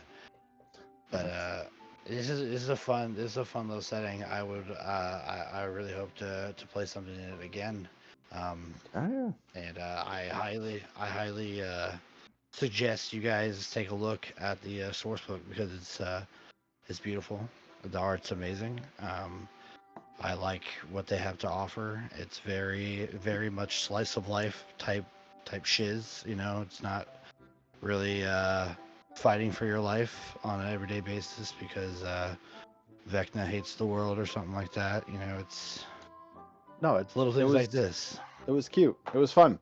Oh, it was. I loved it. The Yeah. Just, I think we had Not a being really a- bad. roll over 10. Yeah, we had some really Roll over bad 10s. rolls, and I think we needed a little bit of strength in there somewhere. Yeah, just a little bit. The athletics got you, but hey, I mean, yeah, it's what tells the story. You know, Yeah, it, a little more failure. diversity. You get a good story out of failure. So- Yeah, to give you an idea, though, one of the potions I looked at, one of the utility ones, was you can drink it, and as long as you have a friend with you and you hold their hand, you can fly. I could have picked that one, which would have trivialized everything, but it wouldn't have made a good story. It would have made just like, oh yeah, we flew around and did stuff. I mean, it might not have trivialized anything because then then the pixies wouldn't have to give you fly, Mm. and they could have messaged you guys while you were trying to fly. I liked giving the Like, pixies waffles. That was funny. it was all great. But yeah, I see our cameras are no longer on Twitch, so I assume we're still on there, right? Yeah, Oh, my. Yeah, we're still on. Yeah, they all It went just- black, but that's I right. don't know. We've had. Might be time to wrap it up anyways. It is. It is. So Oh, I hey, mean, we're I back. just wanted, I just wanted to, say to everybody watching, thank you for watching. I hope you enjoyed, our foray into Obojima. Look forward to us doing this again at some point and getting a little bit more into it. Check out Obojima Tales from the Tall Grass. It's a wonderful little source book. Right now, if you want a physical copy, it's still on. It's still being like printed and stuff like that. They haven't released them, but it's soon to come out. I think within the next couple months. But you can get the PDF immediately from their site, or you can go to D&D Beyond. Not sponsored, but I'm just, I think everybody should take a Timber look for into the this hard book. copy. Yeah. I think everybody should look into this. If you enjoy just like little laid back, it's a leisure campaign. So if just kind of hanging out with your friends and goofing around and sending sheeps flatly into a mail slot and stuff like that, if that's Telling your bad thing, then jokes. definitely check this out. Telling bad jokes, all that good fun stuff. The new ancestries that they have, the Nakudama and the Dara, they're really cool. I like the little lore behind them. The Nakudama are frog people. I'm surprised nobody chose one of those. That was like my immediate draw. I was like a frog person, amazing. But they have different subclasses too that you don't see in your normal D&D. So it's definitely cool. But I think that'll do it for us tonight. Again, thank you guys for watching. Thank you, my players, for playing. We will see you guys Wednesday. No, because I Wednesday's think we're playing. Chugs. No. Are we streaming No. your game, Chug? Yeah, that was going to be my announcement. Is I do intend to start streaming Rhyme. Yes. Okay. I'm Well, I'm then, going to be check it. terrified and I'm going to hate myself, but I'll believe in me. Nah, you did great. Well, We believe in you, come Chuck. watch us Alright. give Chug a bunch of hell as he DMs us this Wednesday through Rhyme of the Frost Maiden. Fucking We've true got a chaos bit of crew. a story going already. We did, yeah. We like a bit of chaos over there, but we That's have a got sassy crew. That's very Oh, sassy. yeah, True. yeah. I But, don't know what come it is join you're us for talking that. about. You can see my character absolutely hates Sylvan and Fly's character, but Come on. But my Yeah. character's just such a nice Love. guy. he hates you out of love. I don't know why I you would hate fucking hate him. We're the bestest of friends over there. Oh, now I got to remember what Yeah. this sounds like. With been a while. friends like you, who needs you? Well, good night from us over here at Disorderly Decisions. Night, y'all. Again, I hope you enjoyed yourself. But go forth into the tall grass and tell your own tales. Until Go next forth. time. And make stories multiply. Yes. Spread the fruits of your loins. Good night, Oh, everyone. it's not in public. Good night. We raiding, boys? Oh, yeah. Hiya. Should always ask. Yeah, why I not? guess you could.